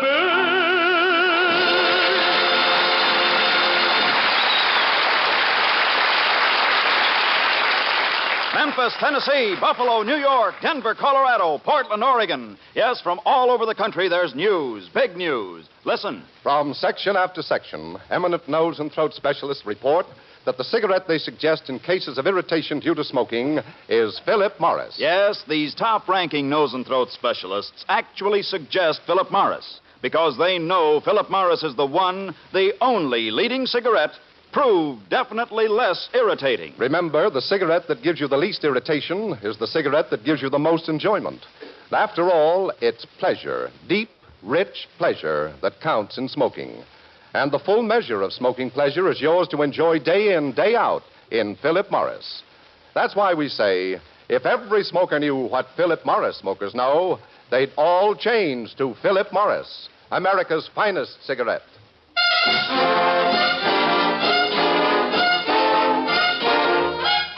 That's the end? That's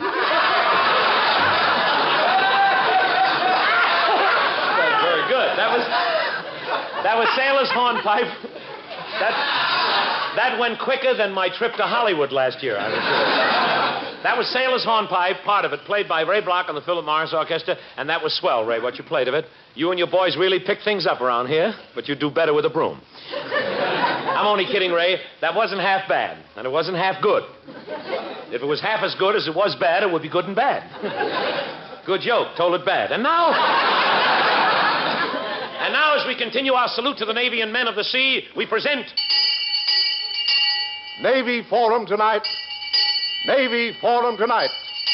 The question, who rules the waves? Britannia, the United States, or Guy Lombardo?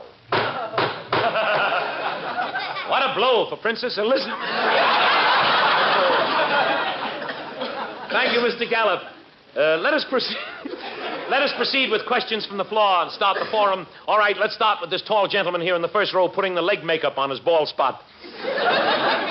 Yes, sir? Mr. Berle, on behalf of the Navy, I thank you for your salute to Navy Day. Oh, you're welcome. Mr. Berle, may we have your picture? We'd like to put it in every window in Washington. In a frame for Navy Day? No, in front of a candle for Halloween.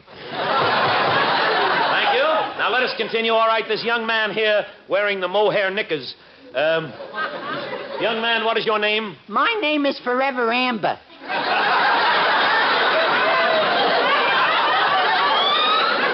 Forever Amber? I took the name when they kicked me out of Boston. Oh, I see. I'm a lot like the real Forever Amber. Yeah? She drove men nuts. Yes? I'm also a pest. Yeah, I understand. Forever Amber's not my real name. It isn't? What is your real name? Rose of Washington Square. All right, Square. You have a question about the Navy? Navy. Everybody's blabbing about the Navy. Well, we're trying... How about a couple of words about the good old U.S. Army? but that's not... I was in the Army for 4 years, Mac, and I'm telling you, that's living. I know, but we're All the spam you can eat, sleep until 5 every morning, that's the U.S. Yeah, Army. but we're trying... Who can take a schmuck like you and make a man out of him? The U.S. Army. Look, young Who man... gives you MP to protect you against women? Who gives you a suit of clothes cheaper than you can get at Barney's? The U.S. Army. Please, young man. Your mother's bicycle.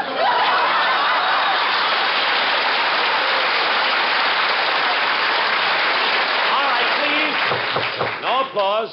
Let us continue. Let's go on to the women. This young lady in the aisle slicing the calves' brains. Your name, please? Tallulah Feeney. I'm a homemaker. I see. And you have a question that has to do with the Navy? Yeah, how can I stop my husband from making like a big Navy man? He drives me nuts. Your husband hacks. Your husband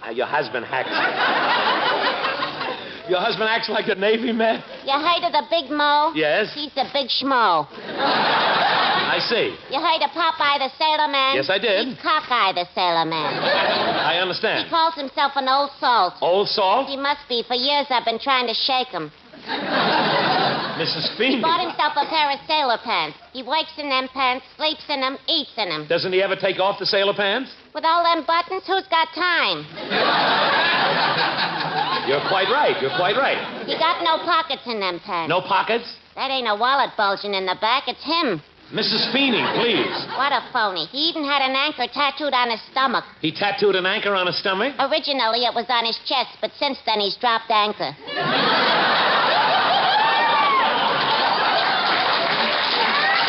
Well, tell me, Mrs. Feeney, does your husband take to the water? Are you kidding? He gets seasick on the Sea Beach Express.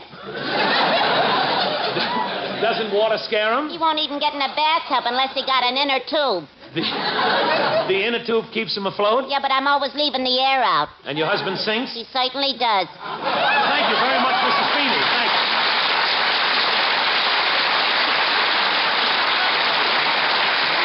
Ladies and gentlemen, thank you. And now, as a fitting climax to our forum on Men of the Sea, let us salute the toughest and most rugged of all, the tugboat captains, the unsung heroes of the harbor. Our guest tonight is one of the most rugged of all those hardy sea dogs. Meet Captain Mike Featherfield. Captain Featherfield, ladies and gentlemen.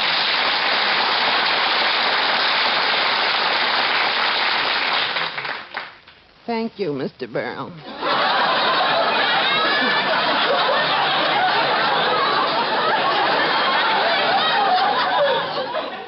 Thank you for this heartwarming opportunity to acquaint the public of the trials and tribulations we experience in plying our little tugboats around harbors and up various canals. Well, Captain, tell us... Excuse me, Mr. Berle. You mind if I sit down? Want to sit down? I'm pooped. You pooped? Well, tell me, Captain, tell me what happened. On the way here, I was kicked by a pigeon. Well, that's silly, Captain. How could a pigeon kick you? Two of his friends held me down. Oh, I see. Well, Captain, tell us something about the life of a tugboat captain. Oh, it's heavenly, Mr. Berle. Is it? All day long, I'm at the wheel, twisting and dodging, turning and dodging. Dodging the big boats? No, the seagulls. Oh, I understand. Well, tell us something, Captain, about your boat. It's a hefty tug, wide in the beam with broad, bulging sides. It's called the Peach Fuzz. I named it after my wife. Oh. You mean your wife is... As a barn door. Oh, I see. Is there a place on the ship for your wife? Yes, in the crow's nest with the rest of the old crows. Oh, Captain, you seem so gay tonight. Yes, laugh and be merry, because if my wife's listening in, tonight I die. I see. Well, tell us, Captain, in dangerous work like yours, what precautions do you take? We have a system of bells. System of bells? Yeah. I see. There are bells that mean danger ahead. Other bells mean abandoned ship. Oh, I see, I see. Then there are the bells every sailor fears. They mean abandoned hope. You haven't got a chance. You're a gone goose. What bells are they? Wedding bells. Thank you very much, Captain Featherfield.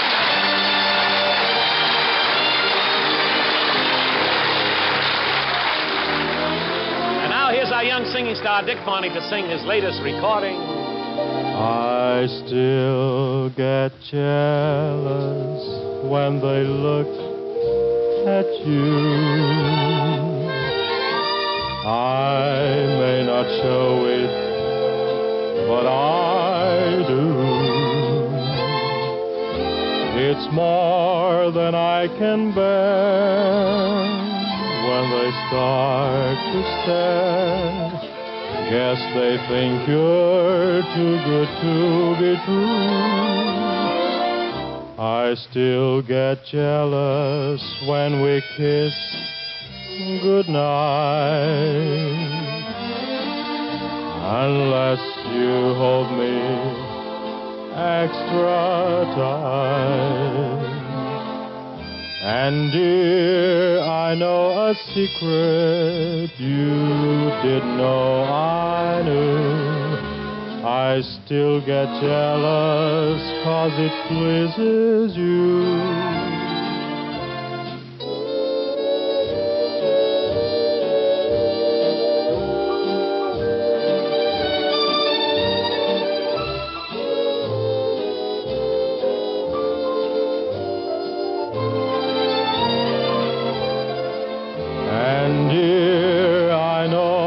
Secret you didn't know I knew. I still get jealous 'cause it pleases you.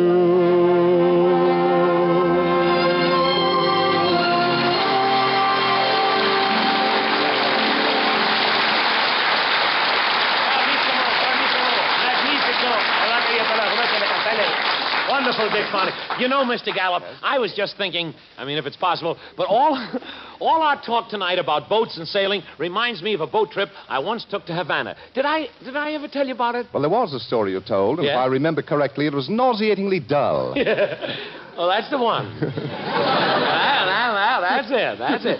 I'll tell you about the story about the trip. I decided to take a 2-week cruise to Havana, Cuba, and I was all packed, about to say goodbye, and my wife...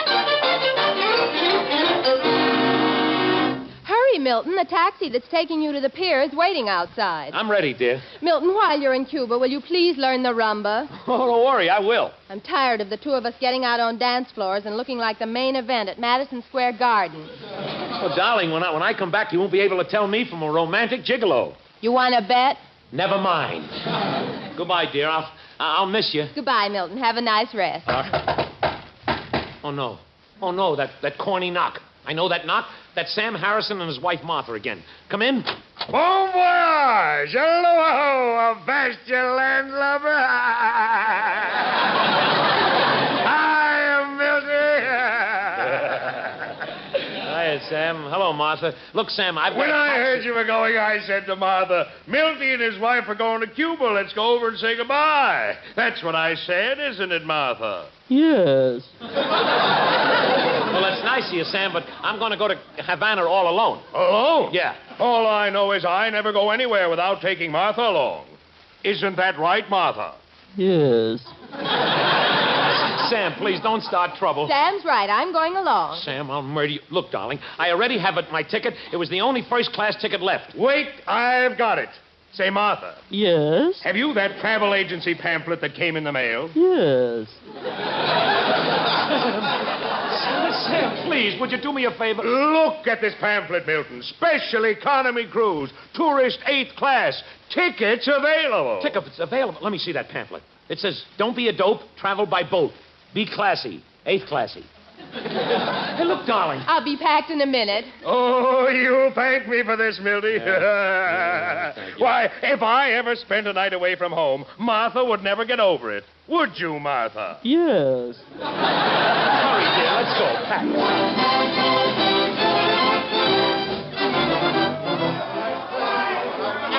All ashore, let's go on the shore.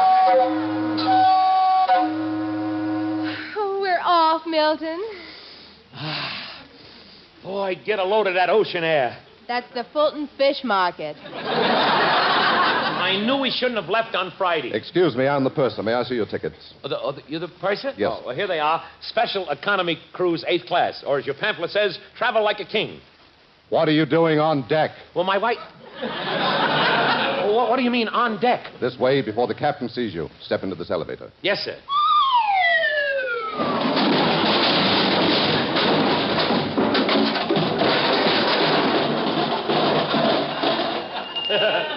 What elevator?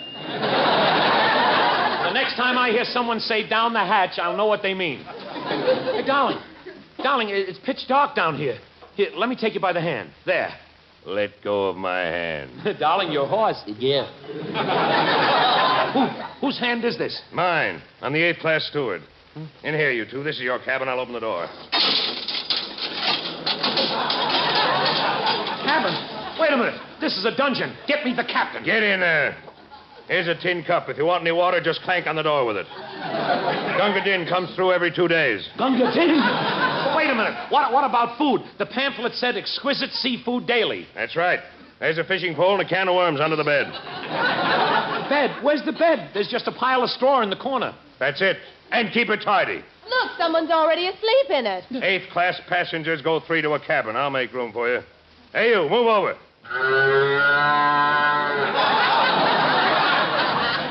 No, a cow. We're in steerage. Steward, come back. Steward, come back. Come back. We're locked in. Milton, do something. Do something. I'll do something. I'm going to kill that Sam Harrison if we ever get back. Shh, darling. Someone's scratching on the wall. Who is it? It's me, in the next cabin. Got a cigarette? A cigarette? Stand up next to the transom so we can talk. Don't let the stewards hear us. I won't. What are you in for?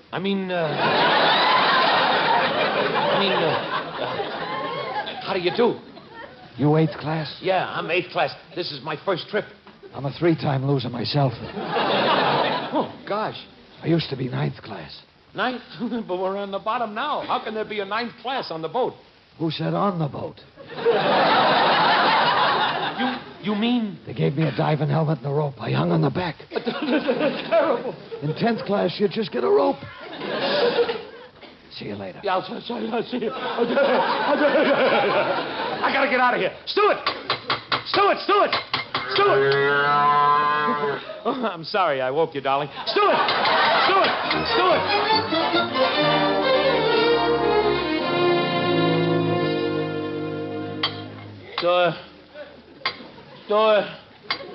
Stewart, 3 days and 3 nights. Darling, is breakfast ready yet? In just a minute, Milton.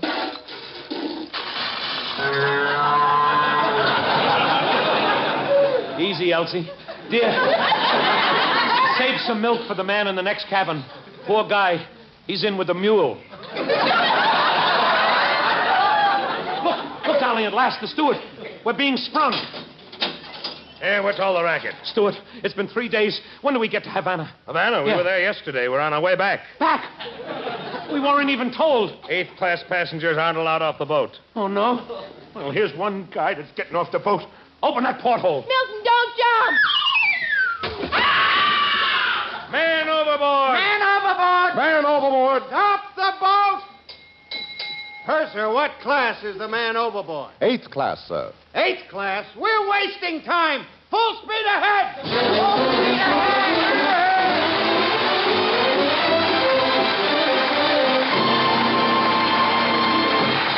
Thank you. I'll be back just as soon as I can get out of these wet clothes. In the meantime... Remember this. You're twice as sure of twice the pleasure when you smoke Philip Morris. And here's why. First, you enjoy the pleasure of smoking the world's finest premium tobaccos, mellow and mild and superbly blended.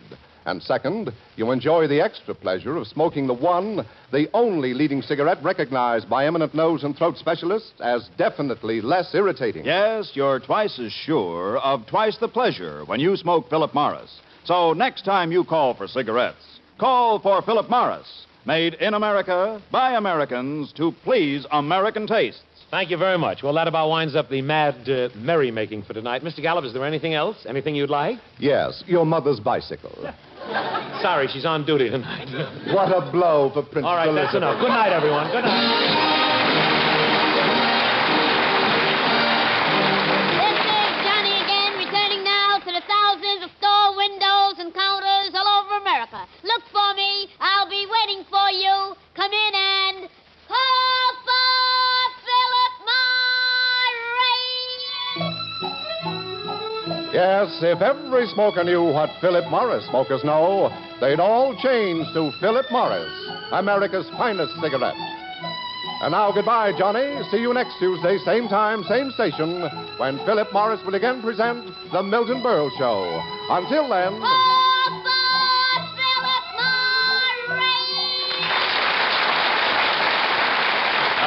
Hello, testing. 1, 2, 3, 4, 5. That's it, 5. Pipe smokers, try Revelation pipe tobacco, a smooth blend of 5 tobaccos. Yes, relax, take 5, take Revelation, a fine pipe tobacco. This is NBC, the National Broadcasting Company.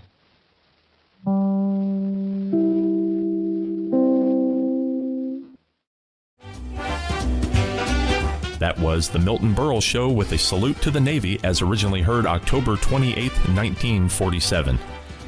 Up next on Classic Radio Rewind is an episode from The March of Time. This episode was aired just 3 days after the bombing of Pearl Harbor. So from December 11th, 1941, this is The March of Time with First Week of War.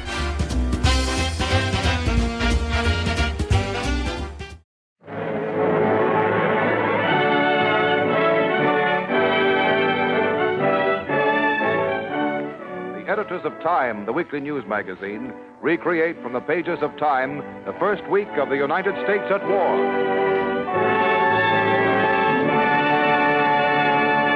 The March of Time.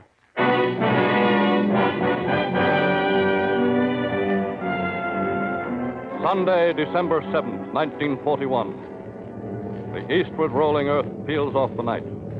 Gray light kindles low over the dark Pacific. It is almost dawn. There is a distant booming, but it is not the boom of the sea. In the western half of the United States, it is mid-morning. Church time for thousands. Almighty God, who hast given us this good land for our heritage, we humbly beseech thee that we may always prove ourselves a people mindful of thy favor and glad to do thy will. Bless our land with honorable industry, sound learning, and pure manners. Save us from violence, discord, and confusion, from pride and arrogancy, and from every evil way. Defend our liberties, and fashion into one united people the multitudes brought hither out of many kindreds and tongues. While in the United States, churchgoers are hearing the common prayer for their country in critical times, in Honolulu it is 7:50 a.m., not even Sunday breakfast time. A lawyer named Roy Vitosek is warming up the motor of his little private plane. Spinning over nice, Mr. Vitosek. Okay. Great morning for flying, isn't it? Yeah. Just a handful of clouds. And not a plane in the sky. That's right. Well, so long. So long.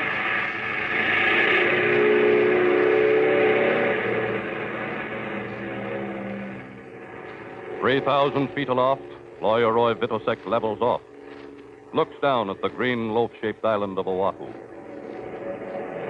And then Roy Vitosek looks south to Coco Head.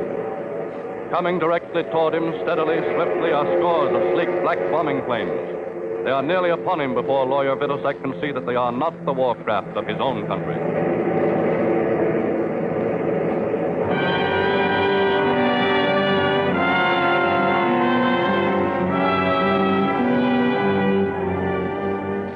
Sunday, December 7th, 1941. It is 2:05 p.m. in the Washington office of Secretary of State Cordell Hull. Japanese envoys Nomura and Kurosu arrive 15 minutes late for an appointment with Mr. Hull. They are received in the diplomatic reception room by the State Department greeter, John Stone. I'm afraid you'll have to wait a few minutes now, Your Excellency. Quite all right. Very kind. The secretary will see you as soon as possible. Thanks. Very important. Yes. Minutes pass as the tardy envoys, constantly consulting their watches, return the level stare of the bronze Lafayettes and Washington, surveying them from across the room. Then, ushered into the office of Tennessean Cordell Hull. Come in, gentlemen. Take seat. Thank you. Yeah. You have your government's answer to our government's proposals of November 26th? Yes. Let's see what it says. The United States is conspiring with Great Britain in the Far East. Both the United States and Great Britain have resorted to every possible measure to obstruct the establishment of peace. Japanese government cannot tolerate, in view of the attitude of the American government, that it is impossible to reach an agreement. Mr. Nomura, I must say that in all my 50 years of public service, I have never seen a document that was more crowded with infamous falsehoods and distortions. Infamous falsehoods and distortions on a scale so huge that I never imagined until this day that any government on this planet was capable of uttering them. Sunday, December 7th, 1941. It is 2:20 p.m. under the great White House portico. A uniformed United States soldier jumps from an army car, hurries up the steps. Courier from the Chief of Staff's office. Here's a sealed message from the decoding room at the Army Communications Office. Must be shown to the President immediately. Sunday, December 7th, 1941. It is 2:25 p.m. in the almost deserted Washington office of Bill Peacock of the Associated Press. What have you got for the night wire, Bill? Nothing much. Routine Sunday stuff. I'll get it. Associated Press. Hello, Bill. This is Steve Early. Oh, hello, Steve. Where are you, at the White House? Oh, I'm calling from home. I've got the UP and the INS in the same wire. Yeah, well, what's up? I have a statement here that the President just called up and asked me to read. Quote, the Japanese have attacked Pearl Harbor from the air, and all military and naval activities on the island of Oahu, the principal American base in the Hawaiian Islands. End quote. I'm going directly to the White House now. I'll tell you more later. That was Steve Early. Yeah? Round up the staff and get them in here. I'm going over to the White House. We're in the war.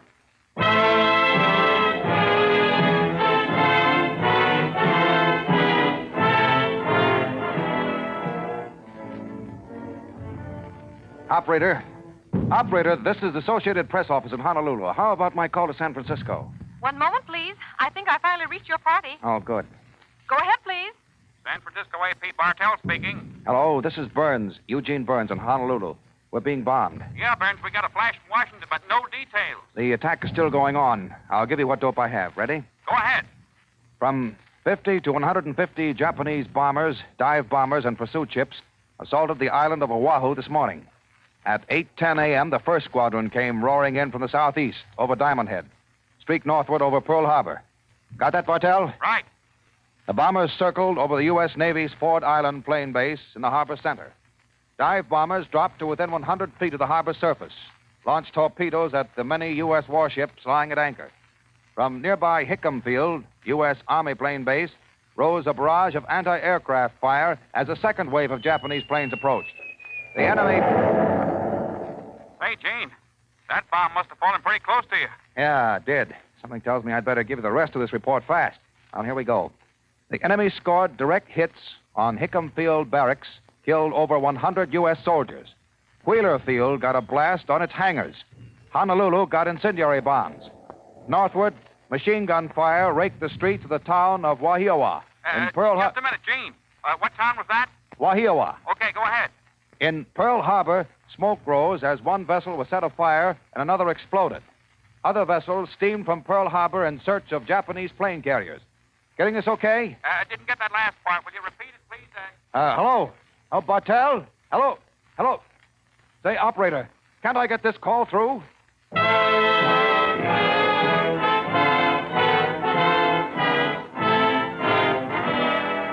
Thus, after 23 years and 25 days of peace, the United States was plunged into its seventh major conflict. The attacker, the Japanese Empire, whose windows the U.S. had opened on the world just 88 years ago. In Washington, the White House announces 1,500 killed, another 1,500 wounded. Admits the loss of one capital ship, one destroyer. As the fateful news reaches the 132 million peace-loving, peace-making American people by radio, press, and neighborly word of mouth, these are some reactions. In San Francisco, it is just church time. A motorist drives into a filling station.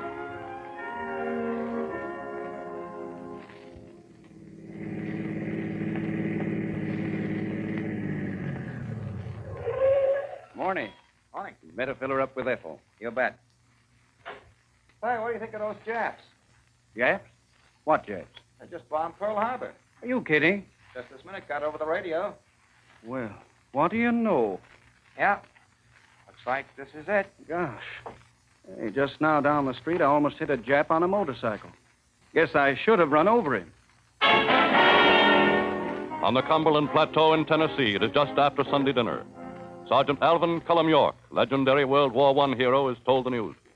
We got to put up a united front and give those folks a licking right away. Take care of the Japs first, and then take on the Germans.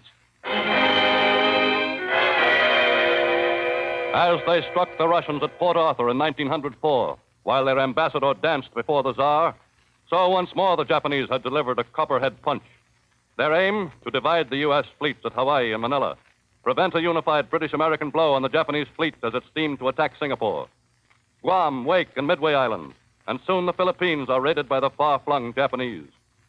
In New Orleans, a phone rings in the home of Chinese Vice Consul Gong Xin-Wang.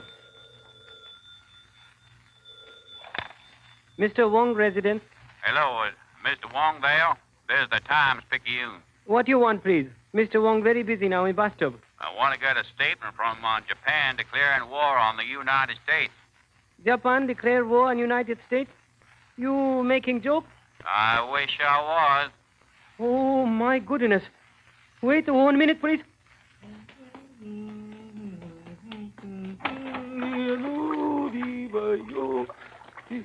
Wang 先生，有一个新闻记者他电话来说，日本对美国宣称了，对美军中不会吧？这是真的。真正耶稣荣华一个主宰的一定。Hello? Hello, is that you, Mr. Wong? You want statement? Uh-huh. Yes, good. Here is statement. This will be last time Japan has chance to hit below belly. You got that? Here is additional statement. As far as Japan is concerned, their goose is overheated. Goodbye. In Portland, Maine, the afternoon movies are beginning, says one Yankee. I feel sure of one thing. Up to today, I wondered whether we were another France, too soft. But now we'll see that Americans can fight in the old way. I know Maine people can. For the U.S., on this first Sunday afternoon, it becomes plain that this war will have to be won the hard way. Farther down the coast in Martha's Vineyard, famed player Charles A. Lindbergh formally ends the cause of isolationism. We must now turn every effort to building the greatest and most efficient Army, Navy, and Air Force in the world. When American soldiers go to war, it must be with the best equipment that modern skill can design and that modern industry can build. Thus, the United States made clear this week that it was united in spirit and determined in purpose. Equally clear was the fact that Americans were confused by the flood of facts and rumors that rushed into print and onto the air. To help untangle this confusion, to give the people of the Americas a clear, verified story of what is happening, the Air Express edition of Time, the weekly news magazine, makes in its new issue an historic report on the war with Japan. In 11 fact-filled pages of reports, maps, and photographs, Time gives its readers a graphic view of the whole vast battle area from Singapore to San Francisco, sifts out the truth, and tells the story of what is happening where. Already in the hands of many Latin American readers, whose own countries are also at war with Japan, this issue of Time's Air Express edition will be on sale as far south as Chile and the Argentine by Monday morning. Thus, during this tremendous week, as it does every week, Time by Air flies the important news to you from all the war fronts, from every news front, from the march of time.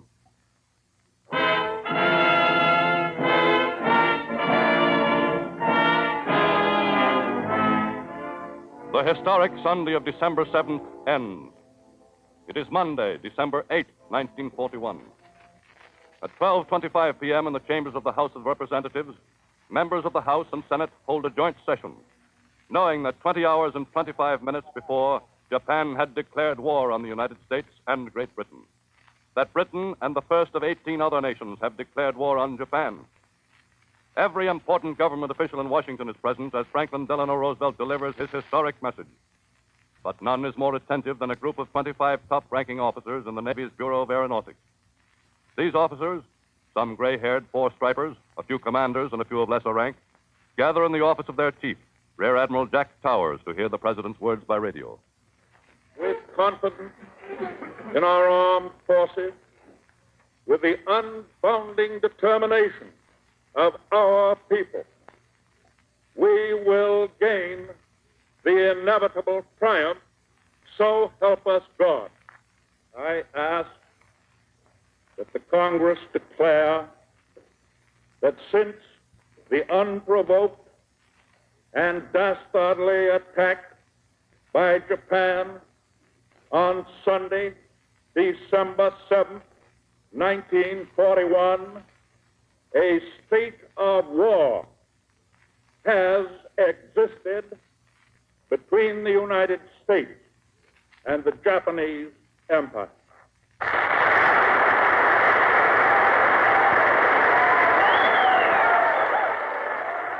Ladies and gentlemen, you have just heard... Gentlemen, we have work to do.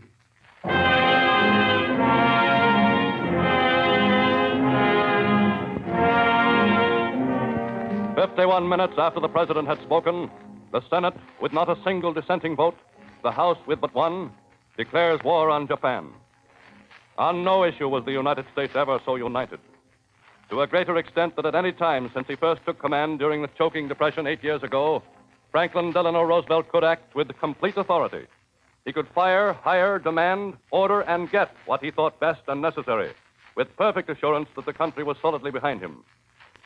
At 4:10 p.m., the President signs the war resolution passed by the Congress.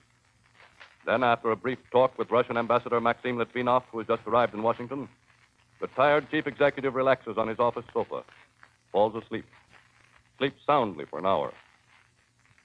The office in which Franklin Delano Roosevelt takes his brief, well-earned rest once belonged to his old chief, Thomas Woodrow Wilson. It is the same office in which one night 24 years ago, Woodrow Wilson wrote the stirring words which called his country into a great war. Words still remembered. To such a task, we can dedicate our lives and our fortunes, everything that we are and everything that we have, with the pride of those who know that the day has come when America is privileged to spend her blood and her might for the principle that gave her birth and happiness and the peace which she has treasured. God helping her, she can do no other.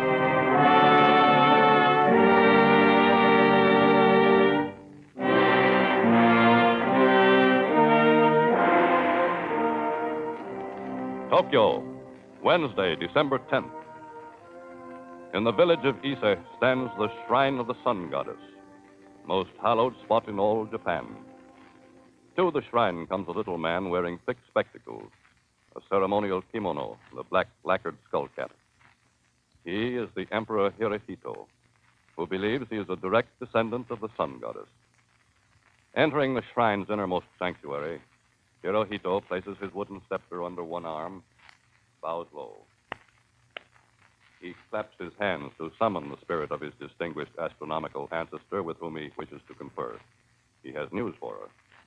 Imparts it in a swift, eager whisper. 人の子、さんの子な。私、あなた、大変好きます。225番。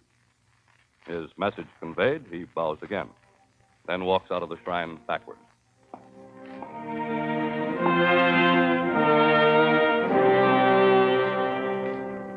Hirohito, the son of heaven, has just told the sun goddess that 3 days ago his government declared war on the United States and the British Empire.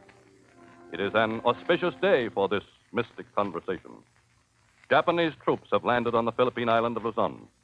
First foreign troops to make a full-fledged landing on U.S. soil since the War of 1812. But reports Douglas MacArthur, commanding general of U.S. and Philippine forces in the Philippines, Determined resistance has confined this action to the attack in the vicinity of Apari at the extreme northern tip of Luzon, where the Japanese attempted to establish a beachhead. Air activity continued in the vicinity of Manila, with intermittent attacks on airfields at Cavite and Nichols Field throughout the day. The situation is in hand.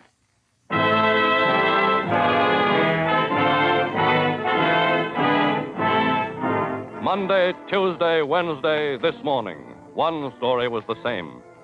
America's young men stormed recruiting offices, kept them open 24 hours a day. Many brought their toothbrushes and razors along in the hope of lessening delay. Typical are the scenes in New York City, where, with voluntary recruiting at double the rate of World War I, the Navy finds fit and signs on in 2 days enough volunteers to furnish crews for 3 destroyers. The young men wait by thousands in the cold early morning, slowly shuffling to the service of their country. A newspaper man goes down the line asking questions. Say, what's your name, buddy? I'm from the Daily News. Oh, a reporter, huh? Yeah. My name's Gordon Rome. I'm from Bergen Street, Brooklyn. I sure hope they got a place to sit down in the Navy. My feet are killing me. Pretty tired, huh? Waiting here all night. Sure, I'm tired as hell. Lots of guys are more tired than me. Anyway, it doesn't matter much how you feel. You know what you got to do. I'm here to do it. How about you, mister? You from Brooklyn, too? Yeah, that's right. I'm Dave Coward from Hick Street over in Brooklyn Heights. Well, how do you feel about all this? Well, I served 3 years in the Philippines with the 60th Coast Artillery. Hey, listen, you guys. We got a tough job on our hands. I know the Japs are good. Yeah, well, wait till we get out I guess that's right. Say, you look like an older man. I am. I'm 46. I was a captain in the artillery in the last war. I figure the country's in need of every man they can get. I want to help any way I can, officer or private. And how about you? I come to volunteer, please. Say, you ain't a Jap, are you? Oh, no. My name Edward Tong, 240 East 30th Street. I am Chinese. Oh, I see. Excuse me. Makes it easy to want in service with Japan enemy. Draft board turned me down. Bad eyes. Maybe want me now, yes? Well, good luck, Mr. Tung. How about you, lad? What's this green uniform you're wearing? Oh, that's the CCC uniform. You're getting out of the CCC? Yeah, sure, if I can. I'd rather be in the Navy. There's more future in it. You said it.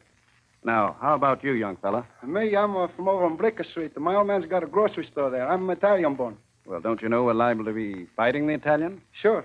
And the Germans, too. That's all right for me. I'm an American.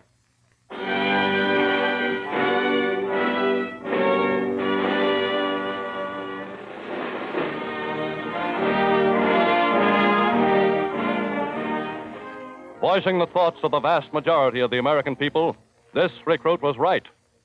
For today in Berlin, Adolf Hitler addresses his Reichstag of stooges, declares war on the United States. Heil Hitler! President Wilson deceived Germany. And now, between your Fuhrer and President Roosevelt, there is a worldwide abyss. President Roosevelt failed to recognize the new order. He failed to recognize certain newly established governments. On the other hand, he recognized puppet governments with no territory. The armies tried to prevent a break with the United States, but our patience has come to an end. So now, Italy and Germany, in loyal fulfillment of the obligations under the Axis Agreement, associate themselves with Japan in a struggle against America.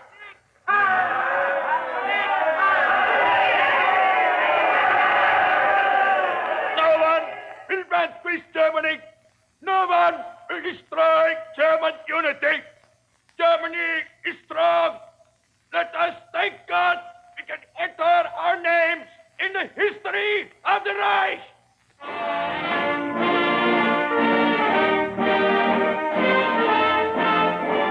At the same time in Rome, another stooge of Adolf Hitler's, Benito Mussolini, addresses his people from the balcony of his Palazzo Venezia. The powers over the Axis pact of steel against fascist Italy and the National Socialist Germany, ever closely linked, participate from today on the side of heroic Japan against the United States of America.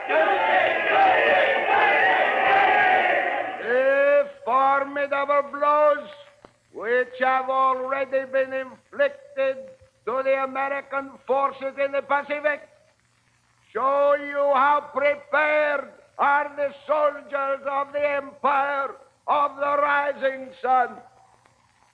I say to you, and you will understand, that it is a privilege to fight with them. Italians, once more arise and be worthy of this historical hour. We shall win.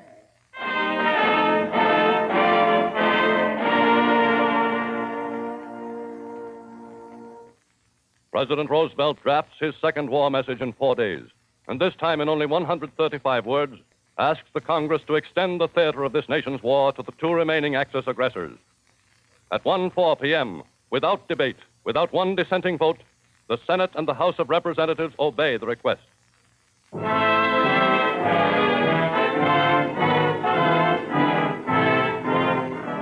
Today, the U.S. Army Air Force lifted the hearts of all Americans with a major achievement. U.S. Army bombers rise from a Manila airfield with orders to engage the enemy off northern Luzon. The commander with his flashlight behind him reports. 2250 to Manila. Go ahead. 2250. Reconnaissance was right. Target sighted. Japanese capital ship. About 29,000 tons. Okay. We are over target. Signing off. Okay, 2250. Good luck. Flight 1, Joe. Go ahead, Chief. We're going to dive on him. Joe, you try to hit right off of the funnel. Okay. Sig, Yeah, Sig here. you aim for his fire control tower. Here we go.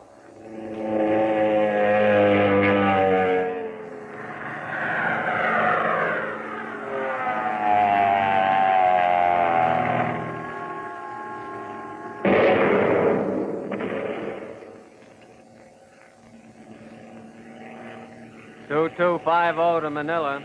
Go ahead, 2250. One of our bombers scored repeated direct hits on a Japanese battleship of the Congo class. When the bombers left, the battleship was blazing fiercely. Nice going, 2250. That's one for the boys who got it in the barracks back at Hickam Field.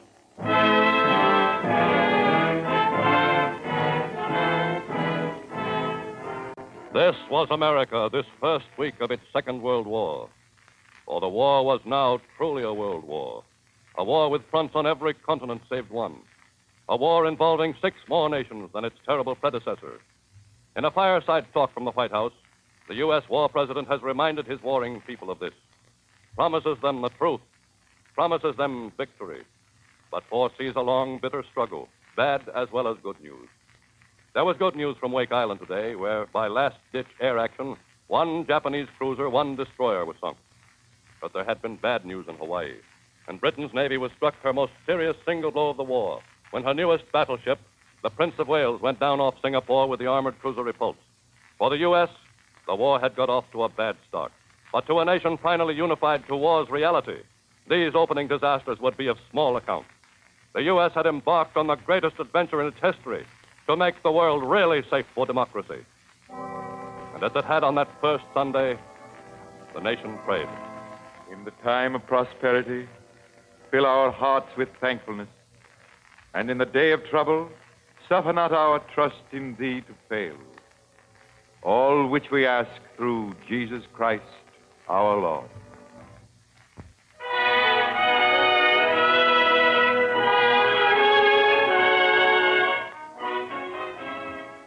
Tonight, the editors of Time, the weekly news magazine, have recreated by radio one of the most memorable weeks in the history of this hemisphere. The news is always the greatest story ever told. But the news that must this week be flown to you in the pages of Time's Air Express edition and broadcast to you by the March of Time is a story our children's children will long remember. For ours is now the tragic privilege of living and taking part in one of the greatest human crises in all history. And in Time itself and in the March of Time, the editors today have one single purpose: to help the people of the Americas grasp the tremendous experience of living in such times, to give them that sure understanding of the truth upon which we must all base the decisions so vital to our nation and our nation's future.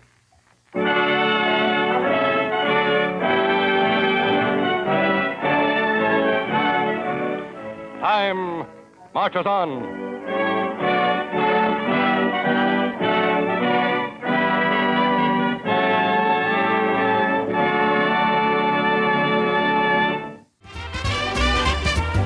That was the March of Time with the first week of war, as originally heard December 11th, 1947, just 3 days after the attack on Pearl Harbor. Lastly, on Classic Radio Rewind, we're going to take a stroll down to 79 Wistful Vista and Fibber McGee and Molly. On the anniversary of the Pearl Harbor attack, the McGees debate the importance of buying war bonds, emphasizing that a full-force effort to win the war remains crucial and the nation cannot afford to relax its efforts. From December the 7th, 1943, this is the Fibber McGee and Molly Show with The War Is Not Almost Over.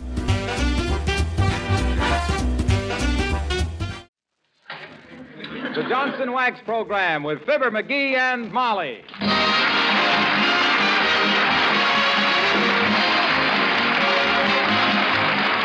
The makers of Johnson's Wax, Johnson's Carnew, and Johnson's Self-Polishing Glow Coats present Fibber McGee and Molly, written by Don Quinn, with music by the King's Men and Billy Mills Orchestra.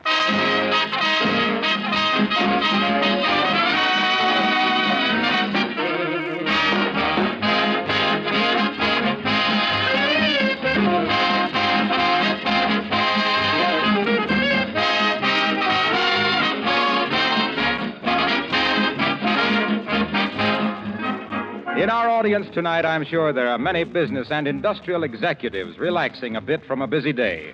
The greatly increased responsibility of these men in war production is known to all of us. Their jobs are as important, as vital as any. Nearly every large manufacturer is engaged in some part of war work, directly or indirectly. The last time I went through the Johnson's Wax laboratories and plant, I was surprised to learn in how many places there is a need now greater than ever before for protective wax finishes and coatings. Special finishes have been developed for protection against water, weather, and corrosion, for planes, ships, automobiles, trucks, trains, for metals, wood, rubber, and leather. Even special paints containing wax have been perfected. So in many ways, the protective uses of Johnson's wax products have been extended into manufacturing and industrial plants throughout the country. Any manufacturer having a protective finishing problem related to war production is invited to discuss this problem with S.C. Johnson & Son, Racine, Wisconsin, or S.C. Johnson & Son Limited, Brantford, Canada.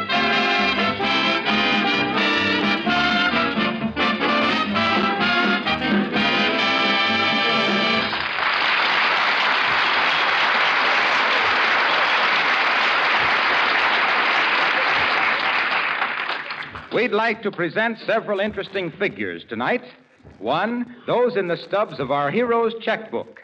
And two, Fibber McGee and Molly.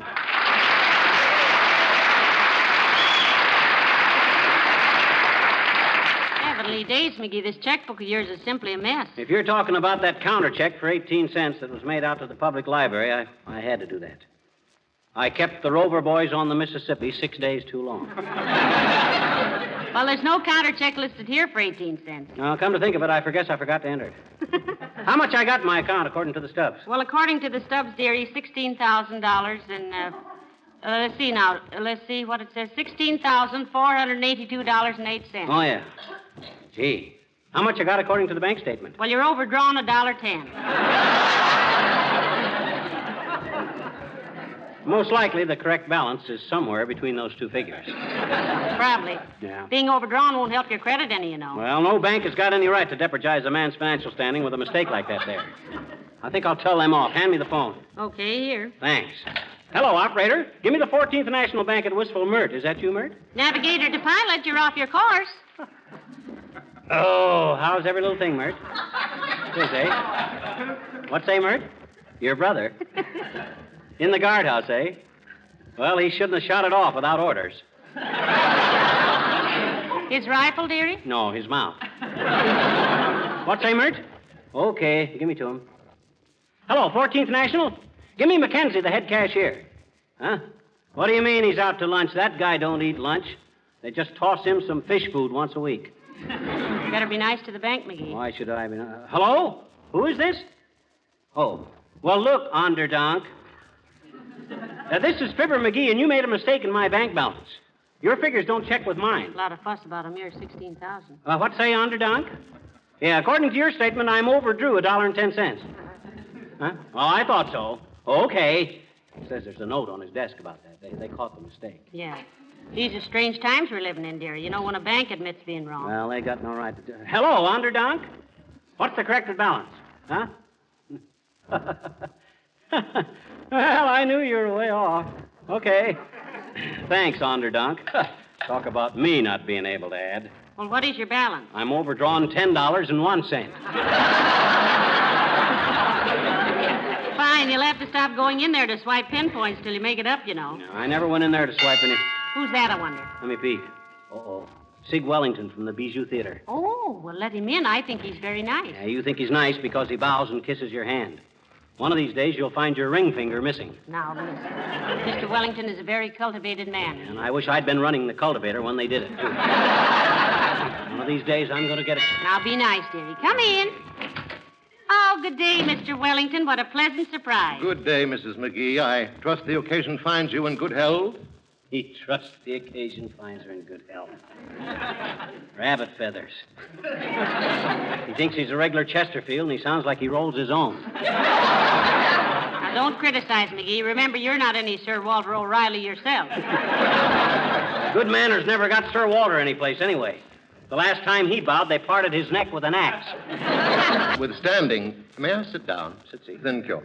Notwithstanding, I think my wife Cynthia summed it up very well when she said good manners are the outward symbol of an inward humility. Tea? No, thank you. With cream and sugar, please. What was it you wanted, Wellington? I'm very busy today going over a lot of bank statements. Well, that won't take you long, dear. You've got less balance than a summer resort card table. In that case, I feel that my arrival is singularly apropos. Shall we say, po? What do you say we do? Why, Mr. Wellington? Tell me, has Mr. McGee signed the book in the lobby of the Bijou Theater, clean entertainment for the entire family, bargain rates for servicemen, our ushers do not accept tips while the lights are on for the weekly prize drawing? Why, we're both registered. Now, don't tell me we won a prize, Wellington. That I couldn't stand. I've been signed up for Keno, Beano, Screeno, and free China ever since DeMille discovered the bathtub. All I ever won, you could stick under your eyelid, and you could still go on repairing watches. In that case, my dear fellow, it gives me unbounded pleasure, except that my pleasure is bounded on four sides by the wish that someone else had won, to apprise you that last night your name was drawn for the third prize of $60. Heavenly days, $60. Won't the bank be pleased? My God, 60 smackers. You know, Wellington, before you came in, I was telling Molly what a great guy you were. Square shooter. Now you take Wellington, I says. Who's Wellington, she says. Oh, dear. Who's Wellington, I yells. Why, he's the finest upstanding as... You've got that a little wrong, dearie. Huh? You simply told me to take Wellington, period. Well, I meant... Come now. Let us conclude this affair amicably, my friends. Mr. McGee, on behalf of the Bijou Theater, Sigmund Lafayette Wellington, manager, it gives me great pleasure to present you, one of our patrons of long standing in the lobby, with the sum of $60 in cash, which I seem to have left on my desk at the theater. Oh, dear. Oh, my gosh. I'll run down there for you, Wellington, and save you... Unnecessary, my dear fellow. I shall send it over here immediately by Miss Crenshaw, my secretary. Harry? I'd like to, but I can't, my dear. And I assure you, Miss Crenshaw will be right over. Pip, pip, Mrs. McGee, and a pip of a pip to you. Pop.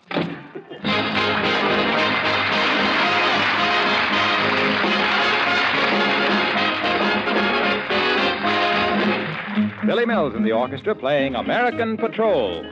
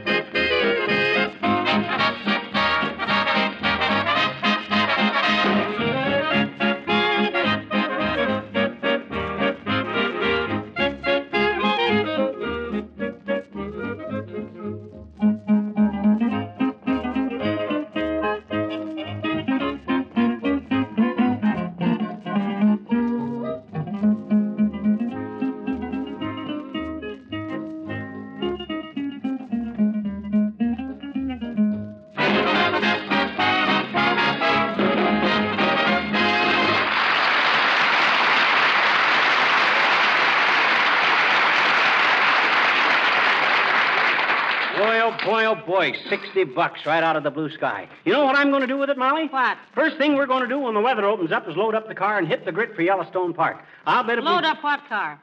One of them new post-war jobs I've been reading about in the science magazine. At the barber shop. Made out of soybeans. Listen, you better take that $60 and buy war bonds, dear. What do you mean, war bonds? The war's practically over. Don't you read the papers? Yes, I do, and from all I can see, the fighting may be going on for a long, long time. Ah, you're just an alarmist, Molly. I tell you that the war... Come in, General Eisenhower. How do you do? Is Mr. McGee here? I'm him, sis, and if it's Christmas cards you're selling, we don't need any. I make my own. Oh, you'll need a few, McGee. Hmm? Some of the cards we got last year had the names engraved on them. You can't erase them. I am not selling Christmas cards, Mrs. McGee. I am Miss Crenshaw from Mr. Wellington's office. He sent you this money. Oh, sure. Oh, thanks, sis. Will you please sign this receipt? You sign, McGee. I'll count the money. Okay. This your usual form? No, I'm usually 12 pounds heavier, but since the shortage of butter... No.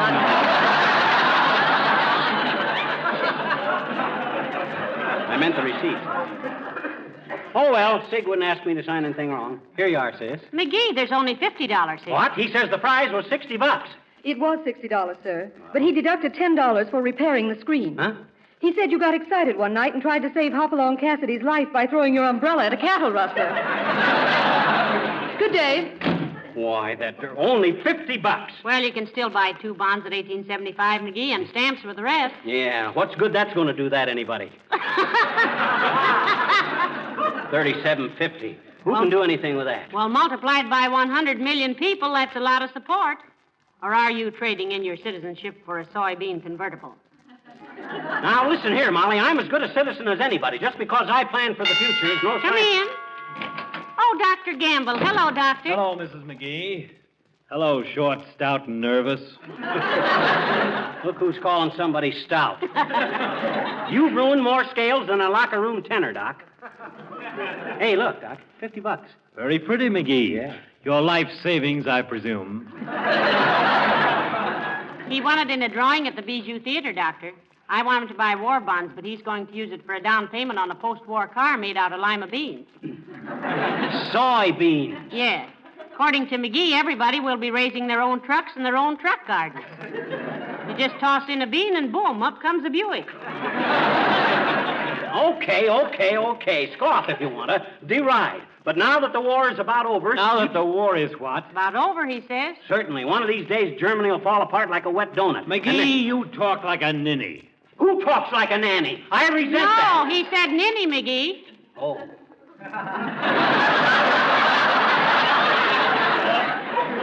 That's different. Go ahead, Doc. I knew that information pleas had never pleaded for your services, but I didn't think you were stupid enough to think the war was anywhere near over. What's the matter with you, Doc? Don't you read the papers? Can't you see Germany's about ready to fold up? And after Germany, we can bomb the Junior out of Tokyo. He's really a military expert, Doctor. He was wounded in France in the last war, you know. Cut himself peeling potatoes.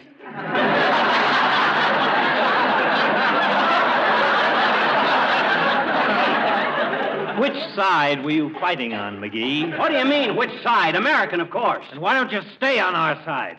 If a few million people of your type read a happy headline and start sitting back in their unrationed britches, posterity will be doing goose steps for the next 1,000 years. You ought to make a campaign ribbon out of a shoestring for people like you, with a button that says he wanted to fight the war on this. Fathead.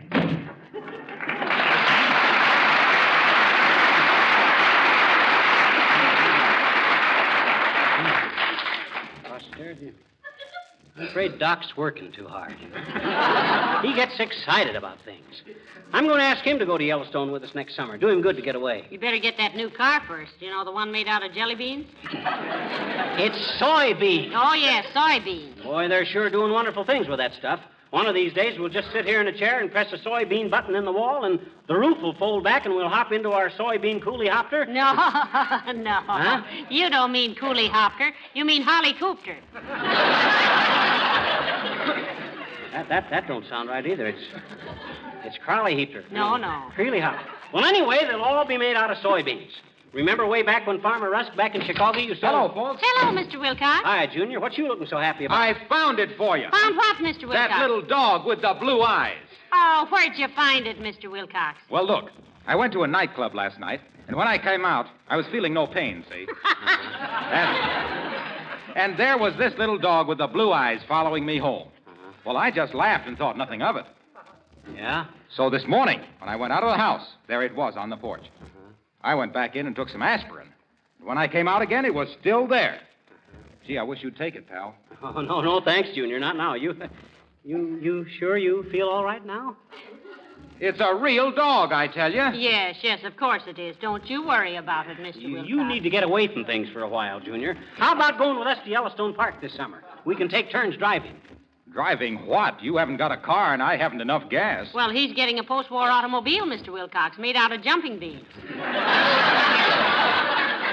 Soybeans. Say, what'll they make motorboats out of? Navy beans? Well, I don't know what either of you are talking about, but there won't be any new cars or any travel next summer for me or you either. You know what I'm telling my customers? We know what you've been telling them for 10 years, Mr. Wilcox. Is there any difference? Well, yes, a slight one. I'm telling them this war may be on for a long time yet, so as long as they can't travel, they might as well protect their luggage by giving it a Johnson wax treatment before they stow it away. McGee says that by next summer... And I also tell them that with household help so hard to get, they can save themselves hours of housework and time and trouble by waxing their lampshades, windowsills, and floors and woodwork with Johnson's wax. You sure you don't want that blue-eyed dog? No, we don't, Junior. And furthermore, I don't think there is any such thing as a blue-eyed dog. Neither do I. No. Well, okay. So long. Come on, Blue Eyes.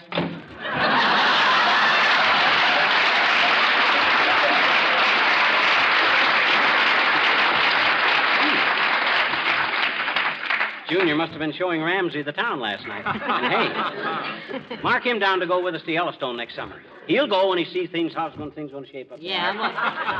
Now, that's us and Dr. Gamble and Mr. Wilcox. Betcha. If you invite many more people, you better get a trailer, too, made out of string beans. It's soybeans, I tell you. String beans are no good for this. Hello, Mrs. McGee. Hello, Mr. McGee. Hello, Alice, dear. Hi, Alice. Did we wake you up, Alice? Oh, no, my dear. I just woke up with a start because I just thought what to get you for Christmas, so I ran downstairs to tell you, but it wouldn't be fair to tell you, so I guess I'll go back to bed. Oh. Now, Alice, you mustn't get us anything. Now, Molly, the kid ought to know her own mind, shouldn't she? Gee whiz, nice thoughts like that should ought to be encouraged. What you getting us, Alice? Well, I might as well tell you. I'm getting you what I'm giving everybody else this year, a war bond. Were there any phone calls for me? Yes, Oswald called, and let me see. So did Arthur and Kenneth, and who else, dearie? A fellow named Nittany. I was wondering if he was any relation of a guy I was in vaudeville with named Fred Nittany from Starved Rock, Illinois. Oh, I don't think so, Mr. McGee. This is Abercrombie Nittany, and he's strictly from Hunger, Oklahoma. Odd name, though, Nittany. You don't hear it very often. About once a week on an average. Well, this man is a man that he's the athletic director at the airplane plant, and he's always wanting me to join the girls' wrestling team. They say I'm the pin-down girl of the year. You steer clear of those athletic guys, Alice. Those muscle-bound Romeos think they're showing you a wonderful evening if they can lift the dining room table with their teeth. Well, I always say that a young girl can't be too careful about what fella she goes out with. And I guess I never told you, but I was terribly disappointed in love once, about 3 years ago. Oh, you were? Yes, he shot himself. He shot himself? Yes, with a little brownie camera. And when he sent me a print, I was terribly disappointed. He was lying down with a tree on top of him, and I don't like a fellow which he's always clowning around. Lying down with a tree on top of him? Maybe he was leaning against a tree and you were holding the picture sideways. Well, for goodness sakes, maybe I was. Maybe I won't have to send his ring back after all. Well, goodbye now.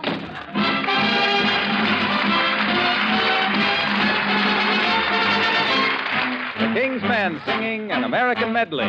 Off we go into the wild blue yonder, climbing high into the sun. Here they come, zooming to meet our thunder. Adam, boys, give her the gun. What do you do in the infantry? You march, you march, you march. What do you do when your pack has got your back as stiff as starch? The rest of the army is riding, riding through a triumphal arch. But what do you do in the infantry, brother? You keep right on doing the same as you're doing. You march. 2, 3, 4, march. 2, 3, 4. Praise the Lord and pass the ammunition. Praise the Lord, we're not a going fishing. Praise the Lord and pass the ammunition. then we'll fight the fray till the victory day. And then when the battle's won, drink to the foe. To every Navy son, here's wishing you a happy voyage home. Sky anchors away, we're sailors of the air, we're sailing everywhere. On wings of steel, we'll never yield the blue. Sky anchors away, sky high, anchors away.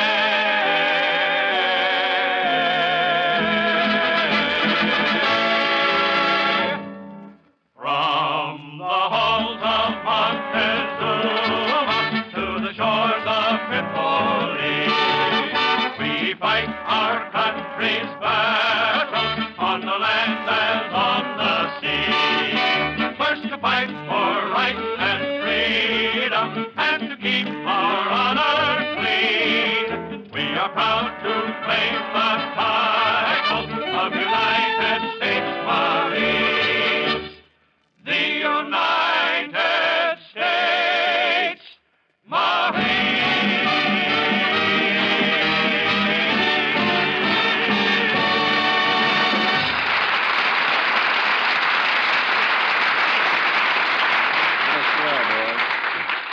I wish you'd take this soybean stuff serious, Molly. I'm telling you, it's the coming thing. In the post-war world...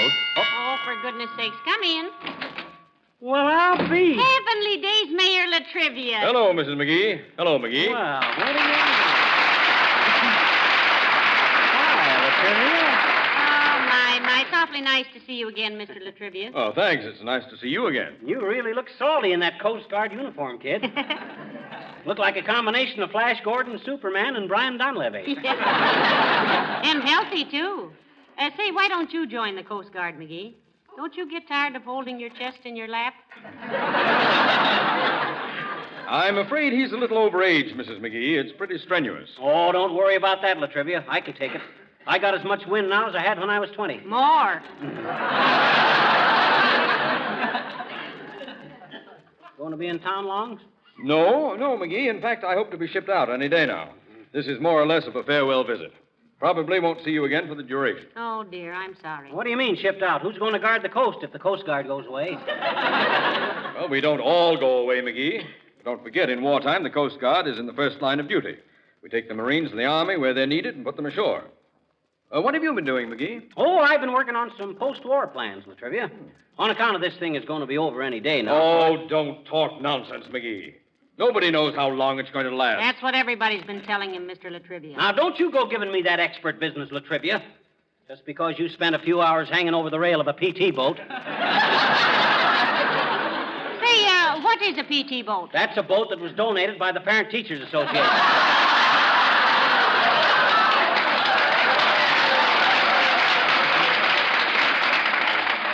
Ain't it, Latrivia? No. Oh. PT stands for Patrol Torpedo, light draft and very speedy. Those are the boats they say can do 60 knots an hour on wet grass. Don't even need water, just a little humidity. Well, how many did the parents and teachers donate? Oh, I don't know. I suppose They didn't donate any. At least I don't think they did. Did you ever inquire? Well, no. I don't go around making silly inquiries like that. What's so silly about the parent teachers donating boats to the Navy, Latrivia? Haven't you got any appreciation? Of course I have. Or I would have if I was sure the Parent Teachers Association had donated any. Oh, this is ridiculous. Well, I don't know why, Mr. Latrivia. I think it's a mighty fine thing to do myself. I can't understand your attitude, Latrivia. Surely you must have had parents. And teachers. Of course I did. I merely stated that PT doesn't stand for parent teachers. The heck it don't. My sister belongs to them. And I'll bet they'd be pretty burned up if they knew how you Coast Guard guys felt about their generosity, Latrivia. Wait till I tell my sister. I didn't say anything about their generosity. I only said that a patrol teacher, a parent torpedo, you said that PT stood for one thing and I said it stood for another. Why should a vessel donate a teacher, a parent? Why do I let you get me into these things? Why do you let us get you in? We didn't get you in. You enlisted and you know it. I wasn't talking about my enlistment. Well, why not? It's nothing to be ashamed of. I'm not ashamed of it. I'm proud of it. I love it. I merely came in here to say goodbye and you... Excuse me. You dropped something, McGee. Huh? Oh, thanks. Just a flock of dough I won at the Bijou Theater, Latrivia. $50. Well. There must be a power that watches over me. Hand it here, McGee. Hand what where? The 50. I'll take it. You'll take it. What's the idea, Latrivia? Come, McGee. Don't pretend you don't remember. Remember what, Mr. Latrivia? I'll wager, Mrs. McGee. This is December 7th. 2 years ago today, your husband bet me $50 the war would be over in 2 years. Oh, my gosh. I remember that, McGee. I remember. Pay off, dearie. Ah, thank you. Well, gee whiz. My gosh. Dragging that matter up after all this time. Well, if you're going to see Mr. Latrivia, what do you need money for? A very good question, Mrs. McGee. I don't need it. Look, will you do something for me? What's that? Take this money and buy war bonds in my name. When I come back after the war, I can use it. Besides, I can't think of a better Christmas present for Uncle Sam. Oh, by the way, McGee, try one of these, will you? What is it? It's a sample concentrated sea biscuit a friend of mine is experimenting with. Oh. If it's a success, he'll give the formula to the government. Try it, McGee. Okay. You don't like it? Oh, that's awful. What's it made of, Mr. Latrivia? Soybeans.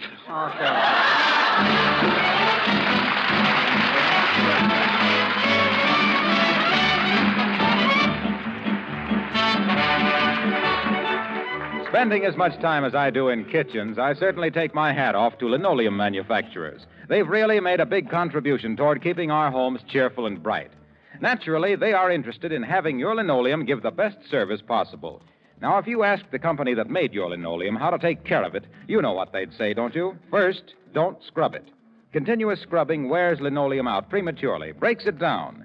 Linoleum makers recommend that you protect your linoleum, printed, inlaid, or plain, with a floor polish like Johnson's self-polishing Glow Coat. Then it will wear 6 to 10 times longer. The tough film of Glow Coat takes all the wear. The surface underneath is safe. The beauty of the linoleum is preserved and colors sparkle. And all of this is yours with practically no work because Johnson's Glow Coat is so easy to use. There's no rubbing or buffing. You simply apply and let dry. Remember the name, Johnson's self-polishing Glow Coat.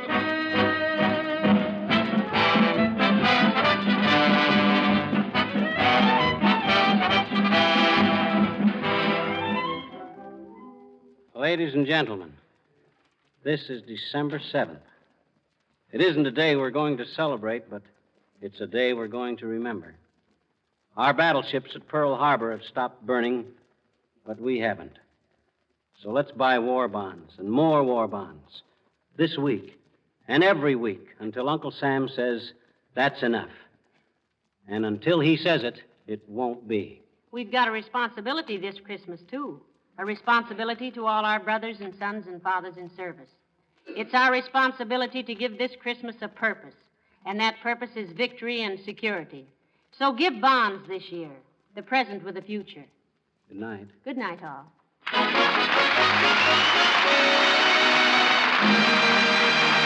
The appearance of Navy personnel on this program does not constitute an endorsement of our product.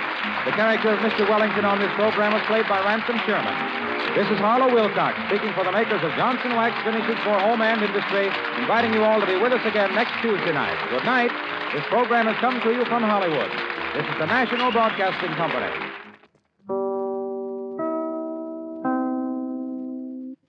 That was the Fibber McGee and Molly Show with The War Is Not Almost Over, as originally heard December the 7th, 1943. I will return with closing thoughts right after this.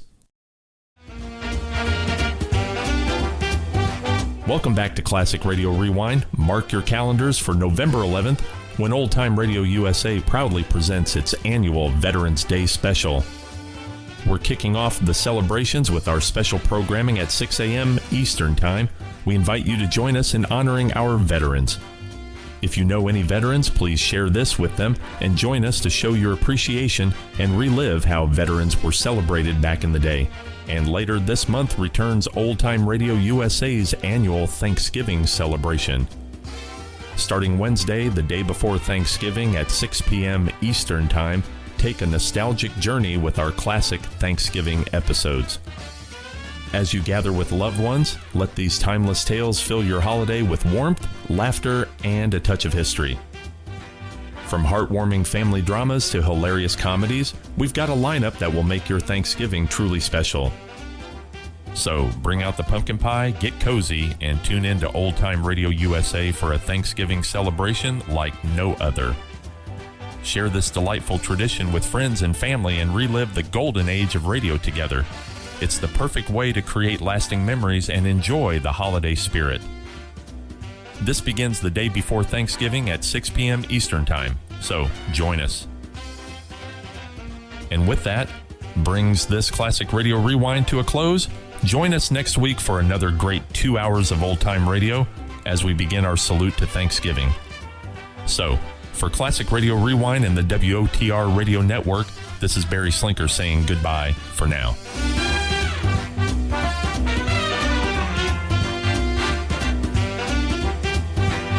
Classic Radio Rewind is a production of the WOTR Radio Network. For more Classic Radio Rewind and to listen to any of the WOTR Radio Network stations, go to www.wotrradionetwork.com.